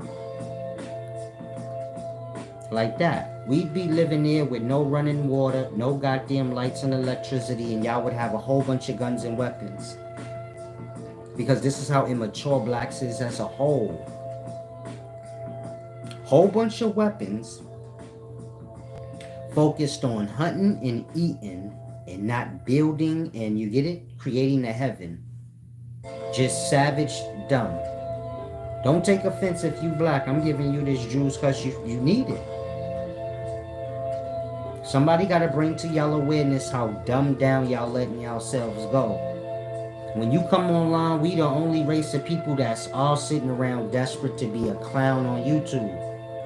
Y'all all hope y'all go blow on YouTube or TikTok with a silly video of some sort. And the other races, man, they in college, they this, that, they doing things that come to skill. If you round up all black people, you'll see, like I said, this YouTube thing was made to destroy us, just like the political groups, the gangs, hip-hop. Y'all fall right into it every time. Meaning, y'all been watching YouTube. Most black people have quit their job. Right? That part. Meaning, most black people in today's times don't work. If you go back before COVID, we probably was the most working people. Because we don't own shit, so you feel me? We gonna be working. But now, a lot of y'all don't work. Y'all got PPP loan drunk and all that other shit they was giving out during them times. Got that money, put yourselves in extreme debt, because that's what this system is based on. And that was the whole point of all of that. Giving y'all money so y'all can put yourselves in debt because y'all not mature enough. And like a kid. So the young 20, 23-year-old, 24-year-old, they gonna get the car note, they gonna get the house note or the condo note. They don't know when they turn 40, they got a 30-year mortgage on that house. And in between them 30 years, they gonna fall on hardship, and then they gonna find out about refinancing. which is taking a loan out against your house. Now that 30-year mortgage going to turn to a 60-year mortgage. And the price going to go up. And now that young man trying to figure out, how am I going to keep this with it keep going up? Because you got to know, in 30 years, you're going to fall on some hardship. And so that's when you're going to find out about refinancing, when you're going to take a loan out against your house. And it's going to make your house go from $300,000 probably now to $600,000. And it's going to make that 30-year loan become a 60-year loan. And then at some point in time, you're going to fall on hardship, and maybe you find some way to borrow some more from it. And you see how it works? It's set up to keep you in a debt. In that, you always have to work. In that, the city tax your earnings, and we do all the work for the city. And so now you're a young person, they don't know, okay, avoid all debt, fuck that. They fall into it because they don't have the mind to grasp. Once they get a job and a little bit of money, they don't have enough money to buy things whole. So they're gonna lay away, which is use their credit. Then they're gonna become overwhelmed because they got 4 credit cards in their name, a car note, and a mortgage. And then all that shit get repossessed, and then they got like, some of y'all got hundreds of thousands of dollars of debt on your credit. Meaning some of y'all can't even fathom what I'm talking about. Some of y'all, you owe a little 3,000-4,000. Your average person, let's say the nigga owe 20,000 in child support. He can't fathom. You got niggas out here that owe 80,000 for that Maserati that was repoed. They still owe 250,000 more on that house they took the mortgage out on. That got repossessed, or that got, repoed as well, foreclosed. But all of these debts is still on a credit. That part. Nigga broke. It's one thing to be broke. It's a whole nother thing to be negative a number. Nigga, negative 350,000. That's why I said, when y'all riding around in y'all cars and y'all got your houses now and you work, add up the debt. That way you can see things clear. Meaning that way you can see you're not making money. You are in debt. You're less than the broke nigga. The broke nigga don't have no money. Most of y'all are negative in the hole, but you don't have that perspective to see that. You're paying off on that car, you still owe 30,000 more. You're paying off on that house, you still owe 150,000 more. That's $180,000 in the hole you are. You riding? Look how I'm living, I'm balling. You're worse than the broke nigga. He don't have no money. You get it? You got you at negative 180,000. Being at negative 180,000 mean you broke it in a nigga at 0. But they promoted to y'all in that way, so your common black person don't realize, damn, when we talking about we balling, we actually in the negative.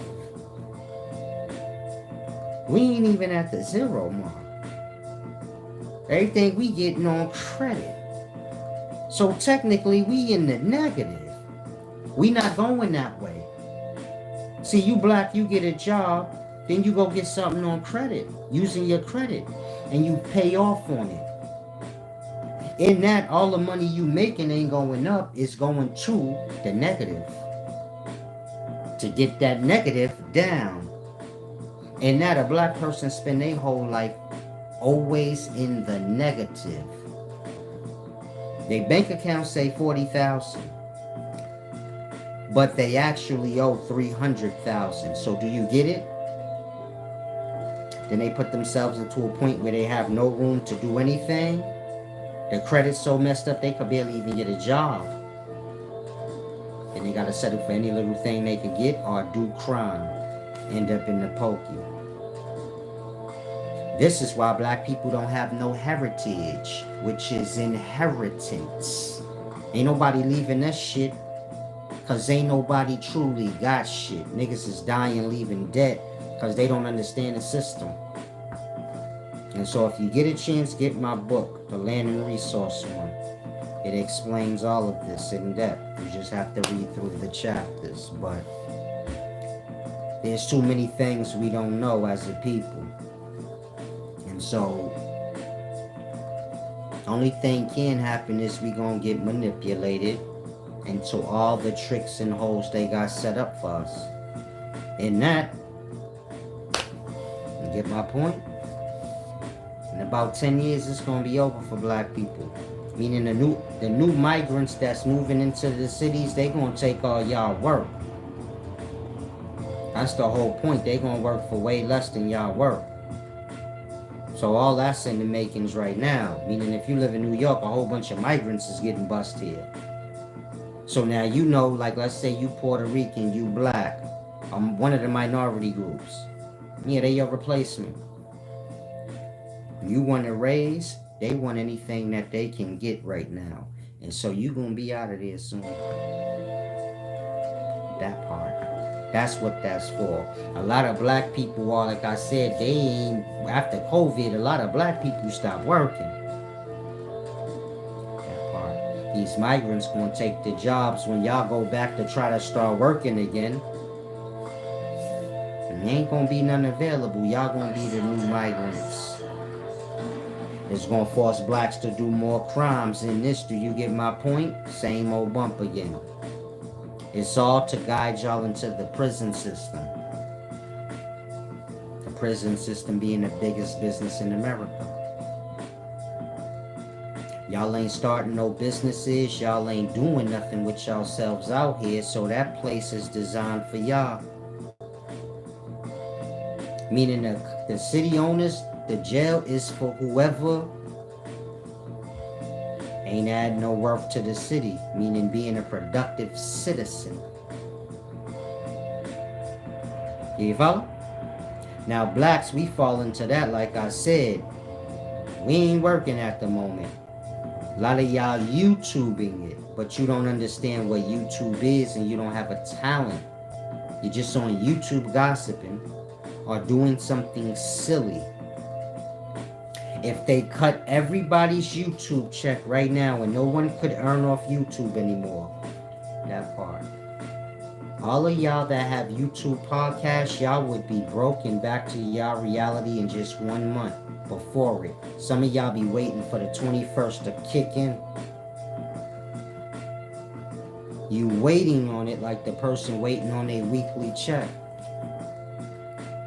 If they cut that shit right now, you'd be broke instantly.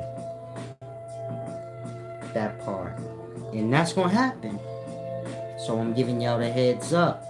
You get it? And then everything designed how it is. We fall into these things. Look at it like a mice trap. After that trap is laid, it's up to the mice to walk into it or not. Once the trap laid, your job done. Whoever walk into it. Out of all the races, we the one that seem to walk into it the most. You get it? I had to get that little drop that's left. I don't care what y'all talking about. History Obscura said, yep, I can't wait. You're exactly right. Salam, shalom. I'm glad you guys are grasping. So as black people, we got to kind of come together. Meaning some of y'all are in these Black Panther Party groups, conscious community groups, Hebrew Israelite groups. But you're mature enough to grasp what I'm saying. I need y'all to come so we can do like the real work that need to be done for the people. I have the mind, y'all have, you get my point? Y'all have the connections and whatever y'all have. Meaning y'all all putty together. Like I said, I'm not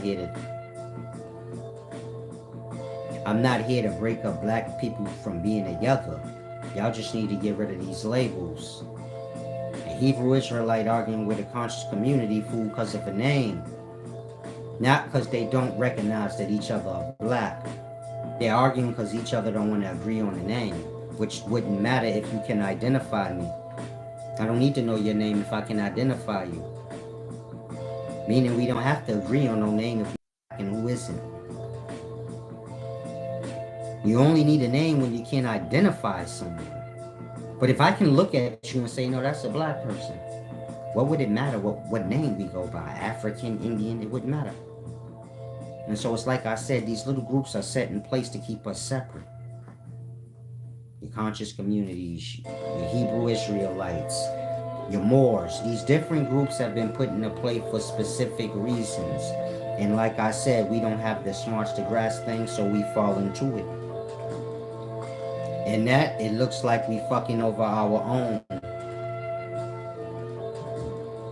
Meaning when everything comes out, so then y'all will look at it like the Black Panthers, man, they really was infiltrating the black race to fuck us over.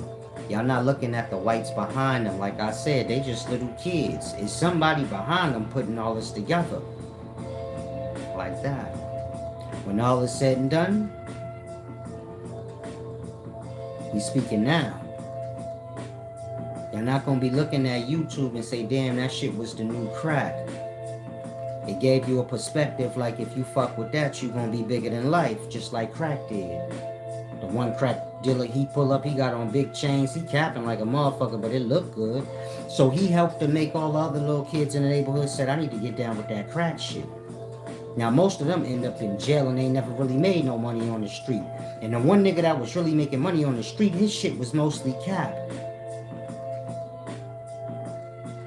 But all y'all in jail though, it's like that now. Y'all don't make no money out there in the streets. It might be one or two niggas making that bag hustling, but the rest of y'all make less than minimum wage. You just lazy and don't want to work, so you like, fuck it, I'll just make whatever little chump change I can make out here. Like that. But when it's all said and done, the selling drugs and all that was set up so that we could fall into that. Just like YouTube was set up. Y'all see niggas going viral, then y'all see niggas having YouTube checks. Y'all create an idea in y'all own mind. I think niggas getting YouTube money. They getting that money. Meaning y'all see a nigga with 100,000 subscribers in y'all mind, y'all say he getting money. He lit. Y'all don't understand that YouTuber don't even get 5% of whatever his subscription say. And his views is being monitored so it don't pass the subscription. So if you see somebody with 100,000 views, more than likely you're going to see their numbers on their videos like 3,300 views. This video, 2,500 views. Knowing after 30 days that's not going to add up to more than 100,000, which is what the subscription is at. Now 10% of 100,000 is 10,000. 5% is 5,000. Your YouTuber don't even get 5%. So now the nigga that got 100,000 subscribers, he don't even get $5,000 a month. He only get paid once a month. He don't even get $5,000 a month. Half of 5% is 2.5%. You think a nigga get 2.5% for 100,000 views? No. That part. 100,000 minus 5% is 5,000. 2.5% is $2,500. Do you think when you see a video say 100,000 views that they got $2,500? No. You know they did. I'm helping you to grasp. Most of y'all thought, man, if I got 100,000, most of YouTubers on here, man, they make less than y'all make at work. It's all cap. They got, it's better because they don't got to work as hard as you and wake up and you get it, all of that. But y'all have to grasp, like I said. Your average YouTuber's not even making what your person at work make. You get my point? You don't have to exclude. You can exclude me. I have paid membership. Meaning if I showed y'all my earnings and everything, then I wouldn't make no point. Y'all will be like, no, I need to get me a YouTube channel. That nigga got 14,000 subscribers. And his motherfucking, his YouTube check is like, your average one, they don't have channel membership paid, you feel me? In that, they depending on the views. Like I said, a nigga got 100,000 subscribers. How much you think his check is every month? It's probably less than 2,500. I don't know, because like I said, I'm grown. I can't play it. I don't play number games with motherfuckers. So I set my own rules for my own self. But you get it? Your average Joe, you probably making less than $2,500 a month with 100,000 subscribers. 100,000 subscribers probably getting less than $2,500 a month. If I'm wrong and you got 100,000 subscribers, just show your YouTube earnings. Like I said, I don't actually know. Cause if you get 100,000, I make my own rules, blood. Like I'm a legend. I be trying to put y'all up on game. Y'all be trying to hate on me so y'all don't get it. Like I'm the blueprint of how you just drop keys in the water and whatever you doing. Like whatever I do, I make sure I ain't dependent. You get it? I always got my out. So I got my website. It worked just like Facebook worked for me. So most of y'all know I did it. Facebook, Instagram, all that off. I don't need it no more. My website, my own Facebook and Instagram. You go see me there. You get it? Make my way out where I ain't got to be dependent on the systematics, because they play their number games. I don't got time for that. YouTube play its numbers game. Somebody flagged my channel or whatever that work. They wouldn't let me monetize from 2017 all the way to 2019. No explanation. No explanation.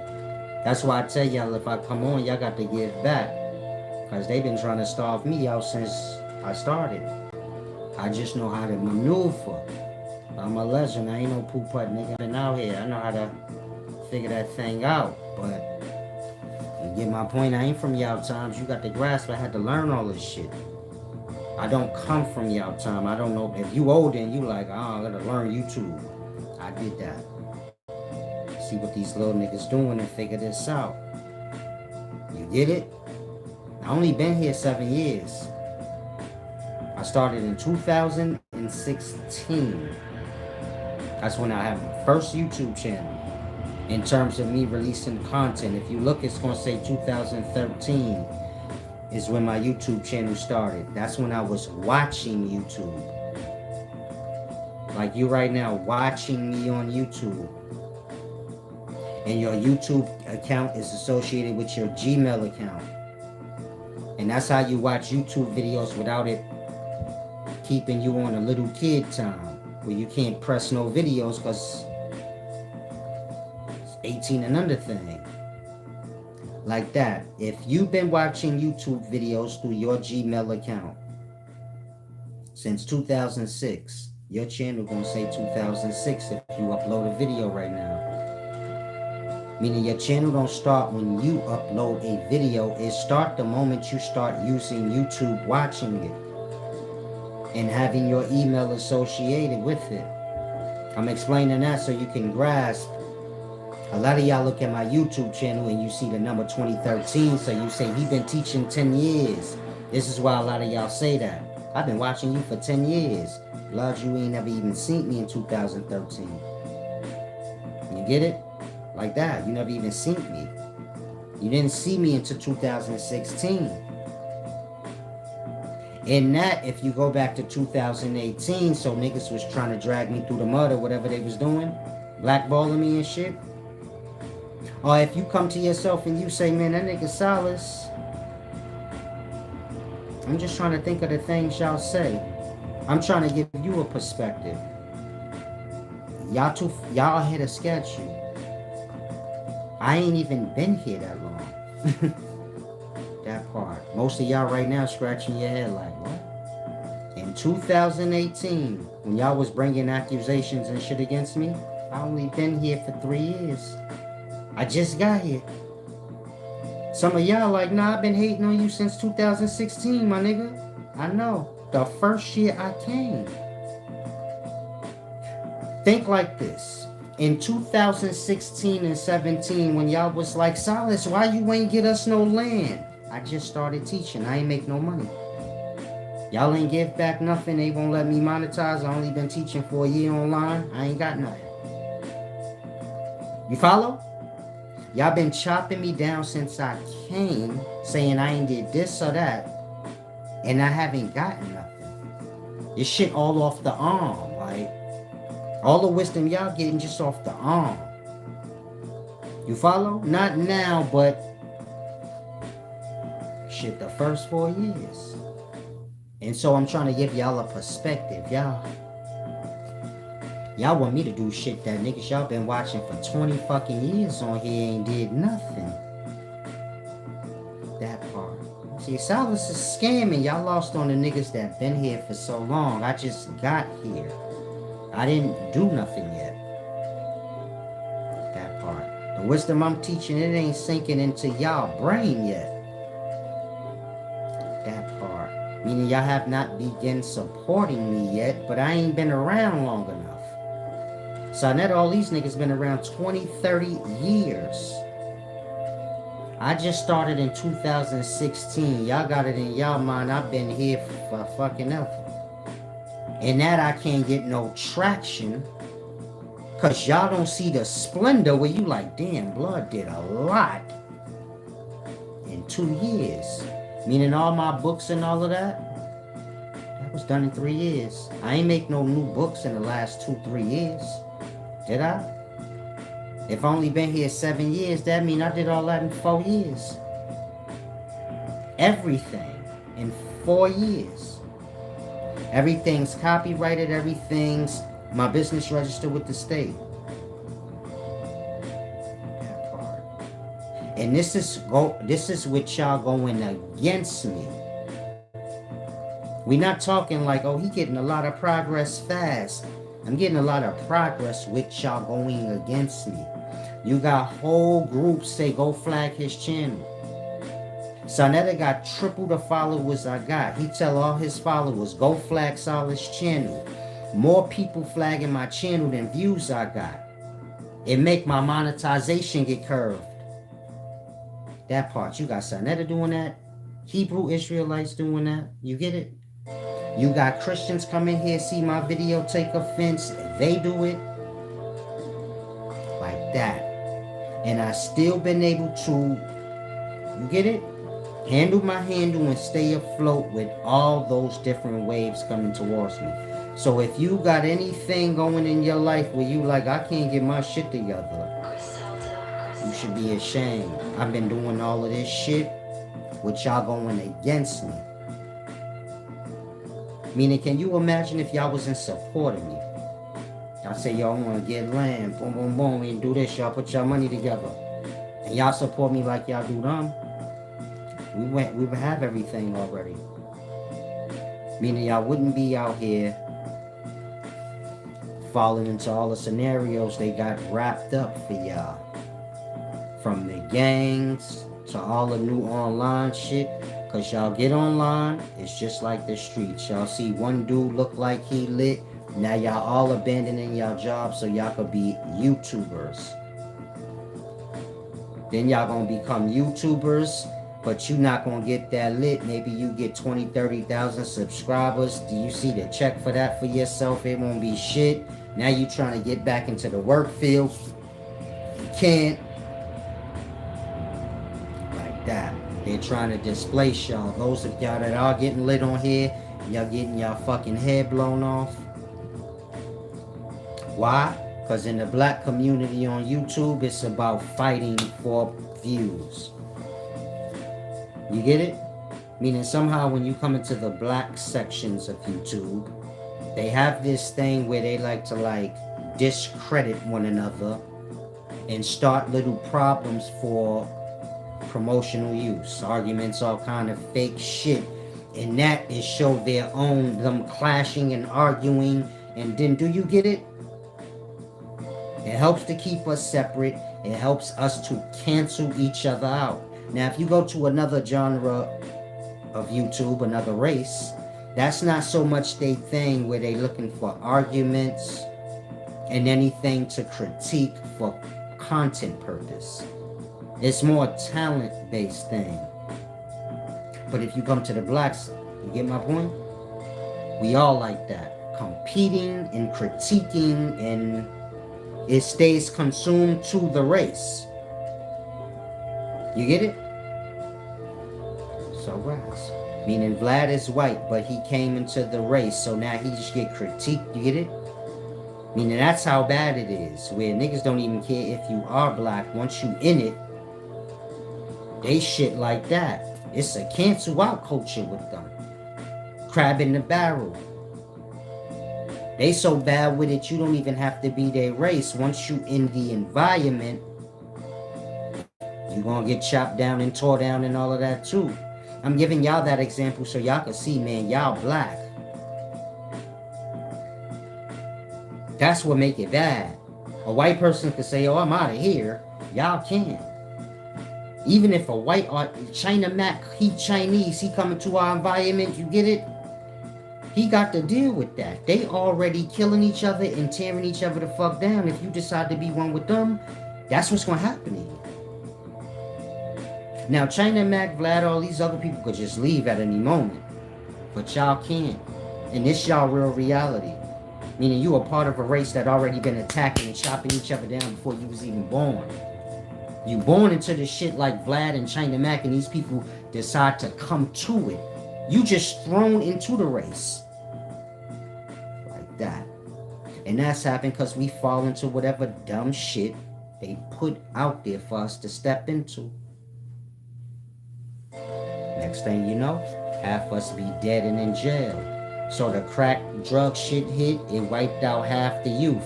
Meaning that's what it's all about. Every generation they find a new way to wipe out 70% of our youth. When I was growing up, or when I was a little baby, when crack came out in the 80s, from the 80s to the 90s, it just knocked out the youth. That's why everybody my age don't have no goddamn father or mother. They was in jail or got killed. And when they got killed or went to jail, we was like 8, 5, and 3. And they was only like 24, 25. How you think 50 Cent mama was when she got killed by them streets? Because he was like 8. And let's say she was like 24. Like that. Every generation they come out with something new to knock off our young. My generation, which is kind of like y'all's, you could say, YouTube. It's put here, y'all get on here, y'all do y'all drill thing, and then like half of the young from this time is already gone. Meaning in this generation, in this time, the people 30 and under, half of them have been killed already. Because of YouTube. Or something extending from it. Now people my age and older, not so much. If you go back to the 80s when crack first came out, all the kids between 17 and 25 went to jail or got killed. And all their babies was living with their grandparents. Meaning it wiped out my mother's generation. My mother's 61, 62-ish. 61. Everybody from 51 to her age, that whole generation, meaning most of her friends she grew up with, they either dead or was in jail or got real bad drug habit. And that's that whole generation's reality. Half of their young was wiped out during their 18s and 20s. And that's every generation, meaning my generation, when we look back now, we say, yeah, we lost most of the niggas we lost during 18, 20. We what's left. Same with y'all right now. You 18 through 25 right now. When y'all turn 45, 50, y'all gonna be looking back like, yeah, XXXTentacion, all these niggas, man. We all that's left. They the 70% got wiped out. Like that. 4 more generations from now, nigga, it's over. Older people are having babies, man. Not y'all young kids, y'all dying. Y'all on lean and shit, y'all all fucked up health-wise, y'all can barely have babies. They trying to wipe us out in that way. They chop down the young. Make the old sick and chop down the young, y'all healthy. They chop y'all down by coming up with dumb things for y'all to fall into. And that y'all cancel each other out. Cause you already on that time. You know, crabs in the barrel, bums in the bucket flow. They keep y'all on that kind of time. Y'all keep yourselves on that kind of time by trying to fall into everything in the world. You follow? The young in the day, they want to appeal to the world, not their own family, and not they lose everything. When I was growing up, it was only about family. I had my little friends. We had our little drug crew. I had my family. And the whole rest of the world and the whole rest of the neighborhood could kiss my ass. I ain't got nothing to do with y'all. And everybody moved like that. If you my age, you had your own little circle you was cool with. And you knew my circle and other niggas' circle. But y'all chilled with y'all and we chilled with us. And it was all love in passing. You follow? And whatever we did it together. I wasn't trying to go over here or kiss this nigga ass because he a rapper and now I'm gonna be... Fuck him, whatever he got going, whatever anybody going, it's my little circle. And we rocks out like that and everything was like a secret society. That part. Y'all looking to abandon y'all own so y'all can stunt on y'all own and say, I'm getting money and y'all ain't. You get it? That's how the times is now. I ain't used to that when I was growing up. Like I said, my circle, I always took care of everybody in my circle. Meaning if you was with me, you could always get money in. It was good. And I wasn't looking to reach beyond that. Like, this dude is more lit and his crew more lit than mine. I want to be down with them. That didn't exist. My crew, nigga. And we on the come up. And I guess they just further ahead or whatever, but my crew, my family, like that. In the daytime, y'all all trying to leave y'all families and y'all crews to reach higher things that y'all think are higher.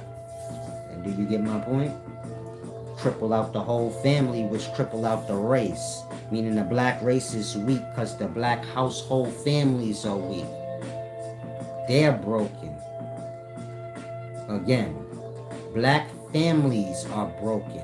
It makes for the whole race to be broken. Now the race skip over their family issues and go into the fake, holy, sitting on the mountaintop as a race.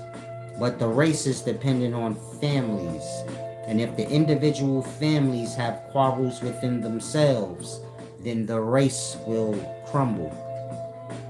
You get it? You got family problems, but you fronting like you're black power and unity with your brother. But you skipping over that. And that's what everybody's doing. Skipping over the family issues and trying to play kumbaya as a race. That part. And so that start because y'all reach outside y'all circles to try to appeal to the world. When it became cool to appeal to the world instead of your own little circle in your own family, is when niggas start losing themselves. I'm speaking black people. This is when that happened. And so you get my point? When you speed up in the daytime, blacks are lost and scrambled. Your common young black woman in today's times, in her brain, she think a man is the nigga that take care of her and the kids.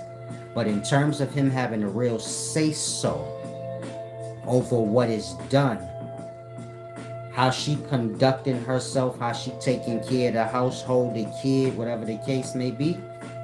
That part. That's when the friction come in. Let's say you got a baby mama, you not in the household, but you take care of finances. But every time you get to say something, you get it? Yo, why my son this or that? Or why my daughter this or that? What you doing? Once you start questioning her, you're not in the household, so all you could do is see. Then y'all start arguing. Then it become friction. But she still wants your money. Meaning she will start to exclude you from decisions being made. The kids will be told, don't tell your father. You get it? Certain things happening that you should know of. You're excluded from the decisions and how the family lives. But you're not excluded from them wanting money from you. This is where most black women go wrong. This is where most black women cut off their own hand. Because ain't nobody gonna go with that unfairness. Meaning if you're a black woman, that's how you move. Tell the truth. If the man ain't with you, so you a little bit at him. In that part, you lose your perspective of family, and he is the other half of that child. And what he say make a point. Just because you mad he don't want to be with you, it still make a point in that child's life. That part. They will tell the kid this thing or that thing in moments of bitterness. It changes the kid's perspective. And that, I'm trying to explain to you, if you're a woman, how y'all mess up the household. Remember? Black households are messed up. This is why blacks as a whole race is fucked up. Now I'm explaining how the household get fucked up. The woman talk too much. You're the weak lesser. It's like I said. You cannot defend yourself against a pack of men. You cannot do anything when shit get real. You're going to be looking for a man to save you. You're already looking for a man to take care of you financially. That part. You can't have a stupid brain where you want all of that and then you're worthless in the scenario. You ask a common black person and woman in the day, what are you supposed to do? They don't know what to say. They got so lost in the thinking like, man gonna take care of me, he gonna do this and that and that. They forgot about all the extra shit. You follow? In that, the kids is raised like their father is just their bank. And if the father don't do what they say or the mother do, then they get upset. They don't understand that your father, he decides what you get and what you don't. And what you don't get ain't your say. You get it? Some of y'all like that you a kid, you mad at your parent, mother or father, or for something you feel you should have got. You don't determine what you get, otherwise you the parent. That part. Kids in the daytime think they're the parent. YouTube's fucking their brain up. In that, they think they dictate things. You have no say. The moment you think you have a say is the moment you grown, and that's the moment you have no parent. Do it sound familiar? Meaning, are you young and on your own?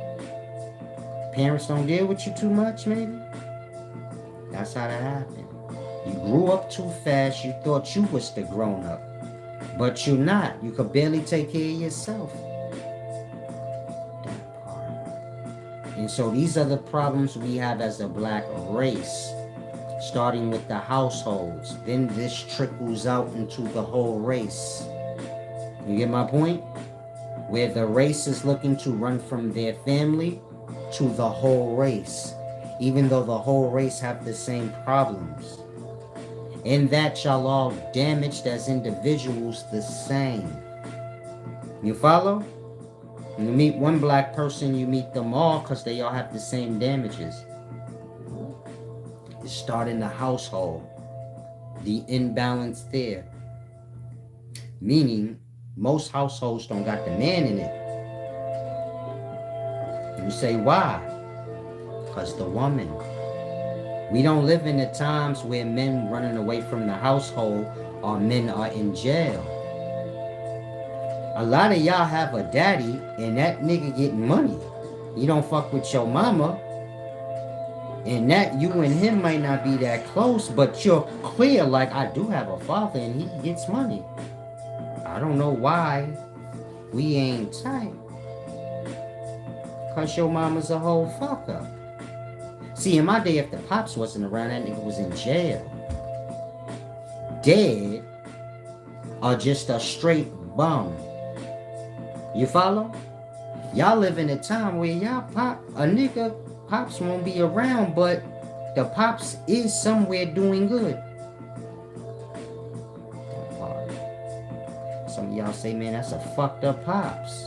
What if the mother's a fuck up? That part. We overlook these things. Meaning the woman is the head of the household.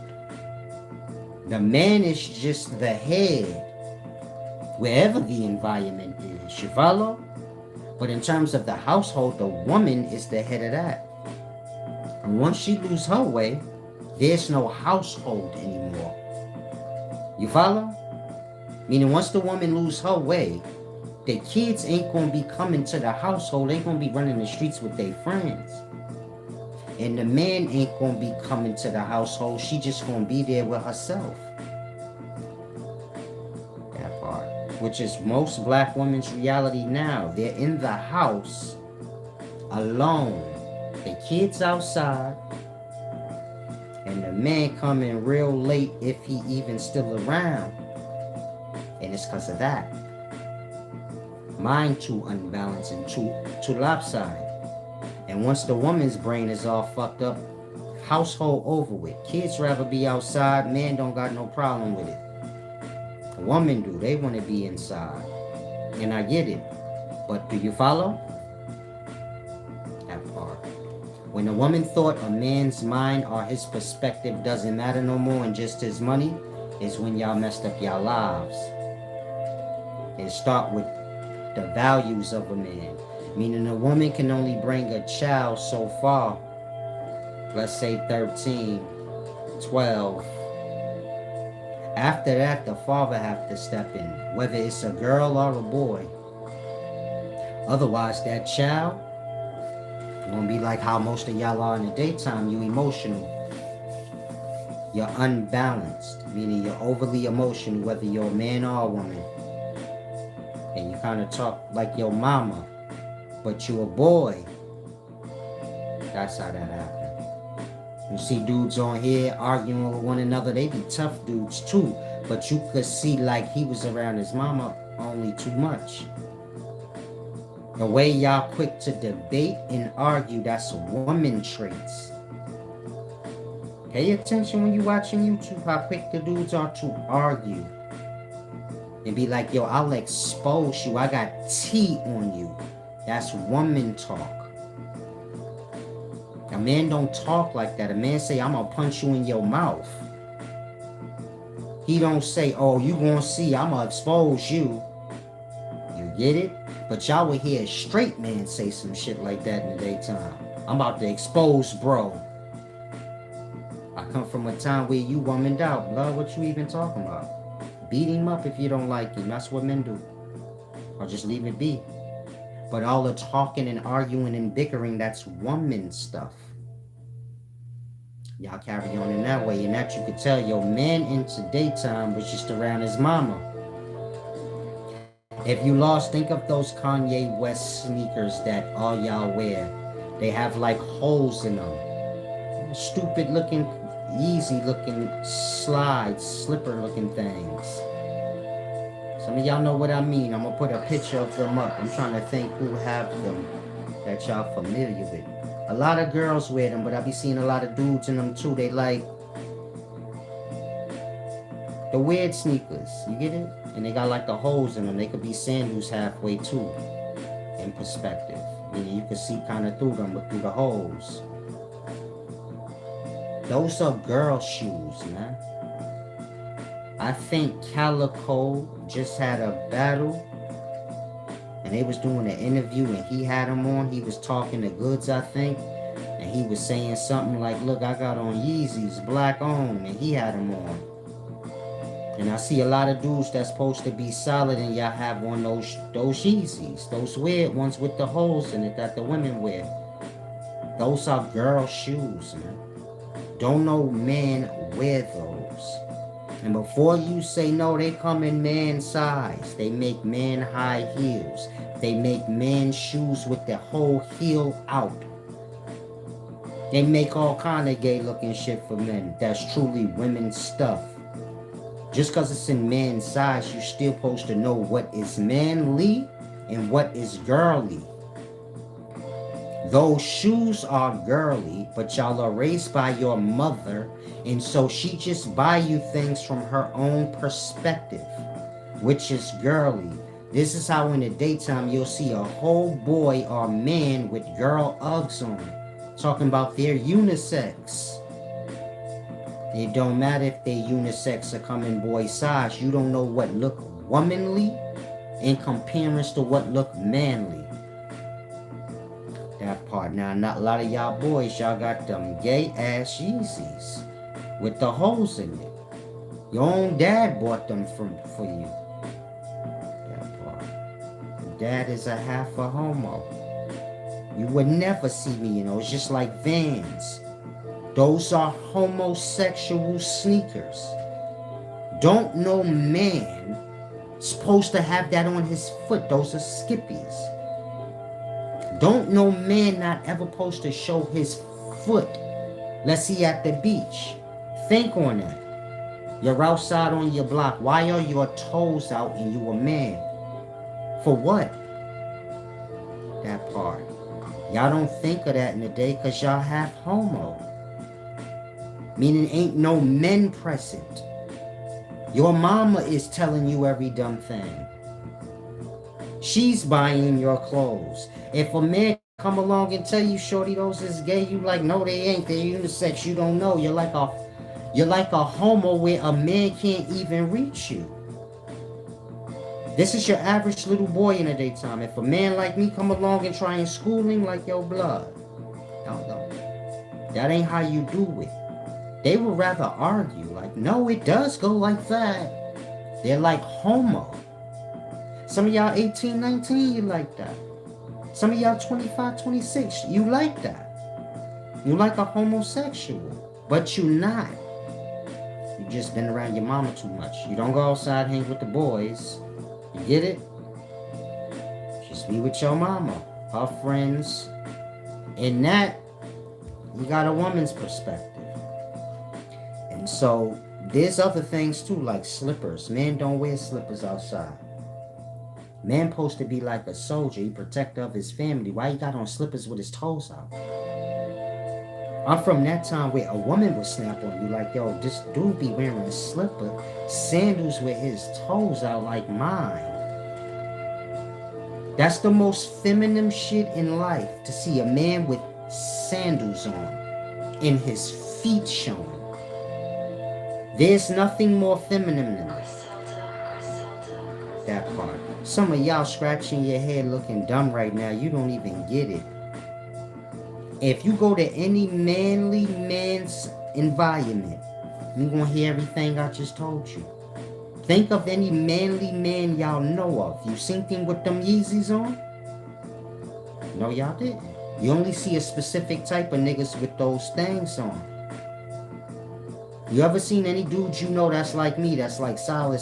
You seen them with Yeezys on? You see them parading around with slippers on? Or they always got their boots laced up? And the only time they feet out is when they in the crib or on the beach somewhere. And even on the beach, they got on socks. They with their family, they don't play none of that lacking shit, never. I'll tell you again, a real man always with his family. He plays no lacking shit, never. You with your wife and kid and you got on slippers. That part. Meaning the woman in the daytime don't even know what a man is. That part. You ain't picking a protector. You picking a nigga that's similar to you. He half a homo like you. And so we got a lot of real talking that gotta happen. But the race done failed to most of the things that, you get it? The race done failed to most of the things that already been put in front of us to fall into. And that, y'all just got to grasp the realities, man. Everything start with self. Like I say, everybody got to take responsibility of their self as an individual. Clean up their own individual mind, emotional state. And you get my point? Put the works in on the self, knowing what you're doing. Once everybody take responsibility for their own self, then you'll see a change. Right now, everybody looking at the next person talking about, it's your fault, or this person's fault, or this is what's wrong, and that's what's wrong. And everybody not just dealing with their own self and saying, let me just clean up all the wrongs with me. Make sure I'm adding my splendor to the race. Once everybody start to try and add their splendor and their perfectedness, then you'll see like some sort of growth, us getting some sort of wealth and inheritance being passed down over the generations. When we kind of, you get it? Get things established. As of now, all the things we have can be taken, they're not truly ours. Just look at Michael Jackson, Prince, all these people died, but they shit ain't with their family. It's all over the place. Like that. And this is why we have no heritage. Because we always sell out. We don't take the time to build up our own. Get our own thing straight. Where we not dependent. In that, we got time to bargain. You follow? Y'all desperate for money right now. Y'all don't know what to do. And that, y'all don't got time to bargain. The first nigga come to sell you out, you biting. Like that. We gotta, like I said, man, y'all got to learn. But I'm new. 7 years in. Y'all got people y'all been following for decades. So I guess it gotta take a time to kick in with y'all grasp. But until then, I'm trying to stay afloat if you have hardship. Like I said, I'm old school. I know how to maneuver. So I'm gonna make my 14,000 subscribers.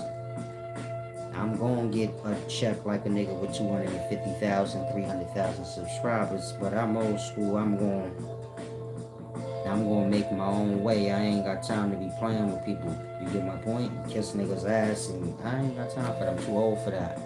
And I already know how that go. You become the dog chasing the hare, and I ain't got time for that. You know the little hare, they put the little bunny rabbit and shit in front of the dog. The dog chased that shit around the track. He never gonna catch it. It's a whole game. A lot of y'all living that right now. You the dog. They got the hair in front of your face. They hitting you with the man. Do this one on the arm. We gonna get you next time. Give my money right now, blood. Stop playing with me. You get it? Y'all on that. Nigga hitting you with the next time. You gotta play ball, and next thing you know, you did all your works for free and ain't got shit because a nigga done told you he got you later. That's how that game work, that industry work. Do a favor for me and I got you later, and later come, and that's when you see like, these niggas in this shit don't got no armor. That part. Get your shit up front. So when you get lost and you say, Solid's just about money, this or that. Solid's old school. I'm gonna get my shit up front. Play them later games. I don't play the dog chasing the hare games, nigga. That part. And you get lead on as much as you can. That's why I tell niggas from jump, I'm solid. Come to me solid. I'll go on your way. I don't even want to play the game where you get it. I become the dog and you got this bunny rabbit and I'll keep that shit, keep it moving. And so most people just, most of y'all are young. You gonna fall into everything. Most of the elders, they seem to let their mind go. They just fell into society at some point, stopped thinking. I don't know how it works, but you want to make sure you keep the mind sharp. And so, avoid the gangs and all these different groupings that you see. These is the things put in place to keep us separate. And I don't know why the people a part of it don't see that, but that's on them. Some of them are manipulated, meaning they simple-minded, and others are just, they apart. You get my point? You know, we got sellouts in the race, and that's just that. Y'all gonna have to realize that. And y'all like most of these sellouts.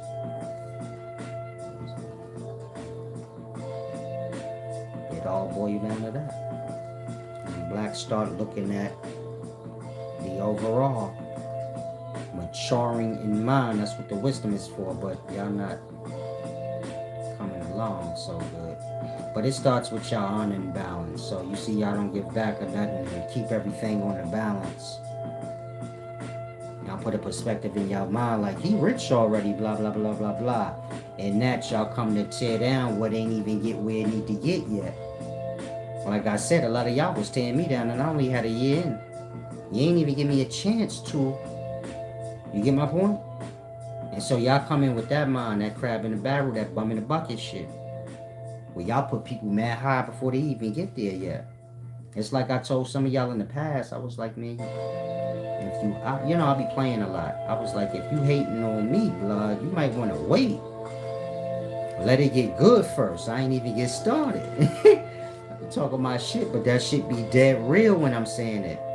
I'm playing, but I'm serious. Like, when I said that, I was only in for a year and a half. So I'm basically telling you, like, y'all stealing all my swag and y'all carrying on like I'm already solidified and I ain't even on yet. Some of y'all are on and you stealing my bump I'm trying to get on. Nigga only been here for 8 months. Like that. Y'all be on retard time. Some of y'all, you come in here, you think I've been here 10, 20 years. You come in here borrowing, stealing, bump, convinced yourself he rich, I ain't giving back to him. Like that, y'all finished y'all own selves out. It never make no sense. And so,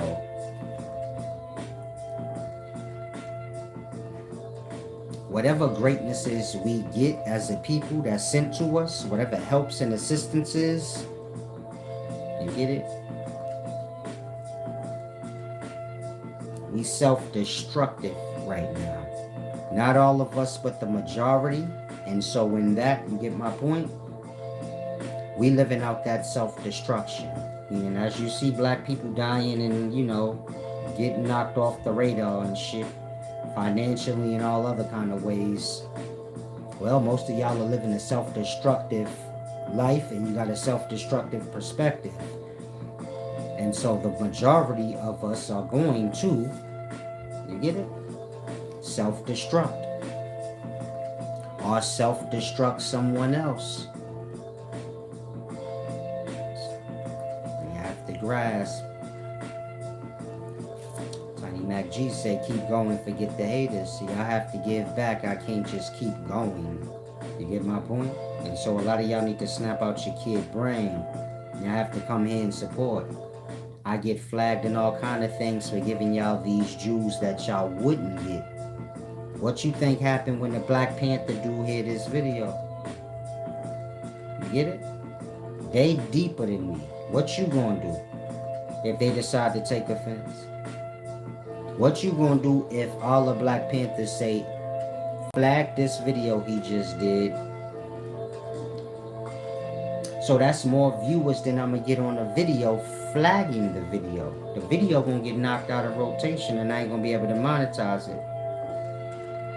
You gonna feed me and make sure I eat? We live in a Christian world. If I gotta go get a job now, you think it's gonna be easy for me to get hired? Are they gonna say, I remember you from YouTube and I'm a Christian and I don't like you? That part. But like you said, don't worry about the haters. Just keep spitting out the Jews. I'm not worried about the haters. I'm worried about the people that come here for the wisdom, like you, my own. You get it? Those of y'all that come to learn from me and all of that, my own. Those of you that say keep pumping out that wisdom blood, yeah, I'm worried about y'all. Because y'all was supposed to hold me down. I'm not worried about the haters. They doing what they supposed to do. But now those of y'all that's supposed to be holding me down, meaning all I require you to do is be fair with me. You come in here, you get this wisdom. This is wisdom for your life and jewels to pass down through your generations. I just say give back a tie, give back a donation. I'm going up against a lot. It take a lot for me to stay afloat because I got different factions coming at me. I'm big who said so, you get it. Ain't nothing they can do with me. Meaning the Hebrews can get mad all they want. Ain't nothing they can do about it. You just have to get all your followers and keep flagging my channel, trying to interfere with my finances. And that's all a Christian could do, a conscious community. Outside of that, they can't do nothing. You get it? Meaning I'm the realest thing y'all got in the black race. I go up against whole fucking crews. They can't do nothing. And I mean that. Like I said from jump, whoever rule the black race, we can meet up and go straight from the chest up. I dust you off. Old school. The chief of the whole race, that's how you see who gonna be the chief. Whoever can't fall, half y'all niggas too delicate and weak. Nigga can't even trust nothing come out your mouth, cause we already know you weak and will fold. That's why I say a coward don't got no business talking, because you can't trust his words. What if somebody choke him out and tell him to say this or that? He gonna say it. Ain't nobody gonna never make me say nothing I say I don't say. Y'all been watching me long enough, y'all know that. Ain't nobody folding and creasing shit over here. You can come with your whole army. It might be a bad day for me, but whatever I say is what I say, and I'm gonna stand on that after that. You're gonna have to repeatedly keep trying to do something, and you get it? You only get one shot with me. I don't care who you are. You got one time to make it good, because after that, you're gonna take the L. And if you try it again, you're gonna take the L. So I figure everybody got one shot. Make it up worth. Other than that, y'all got to come back here. Y'all got to come here and give back. Make sure I'm straight. Otherwise, I done already gave y'all too many Jews to go backwards. And like I said, I can't tell a person how to take a thing. When I'm breaking down Christianity, I'm doing it to help them so they could grasp, man, you following a blasphemy. I can't take how they gonna take it, and you're not gonna disrespect me. So once they get disrespectful, then I just blast them out when I do it. I don't care about your feelings no more. You already put it on that kind of time. You get it? I'm not here to make nice with no Christian. I'm here to teach you something. You wanna make it a butt of the head thing, it could be that. Now, when you decide, okay, I don't want it to be a butt of the head, well, you don't got that call. I say when we stop, and we never stopping now. You get it? Like that. Conscious community, same thing. They want to break now. I say when I stop going in on y'all. Whenever I want. You should have never started. Like, you get it? Same with the Hebrews. If they mad about how I do things, you should have respected me when I first came. Now you get no rest. Pressure forever. Meaning if you're wondering when he gonna stop, never. Until there ain't no more Hebrew Israelites, Christians, conscious community niggas, none of that. And nobody don't even rock that in my presence, because I'm not playing. That shit is to bring us down, and I already proved my point on it. So be whatever you are. You get it? Some of y'all need to start getting real, because it's the kids. Groups is targeting the kids. Not your grown dusty ass, but the kids. And so I'm on real time, but when you come in here, you got to make sure you give back. You can't just be talking about don't worry about the haters. I ain't been worrying about the haters since I started. I just worry about those of y'all that come in here and you like dead weight. But you're supposed to be a follower. You get it? One that's down with me. You feel the message and you hear it and you receive it. And so like that, y'all too selfish natured or something to where the mind don't work. Like that. Most of y'all lost on whatever you are. But those of y'all that do give back or you try, salam. Looking for these questions I missed.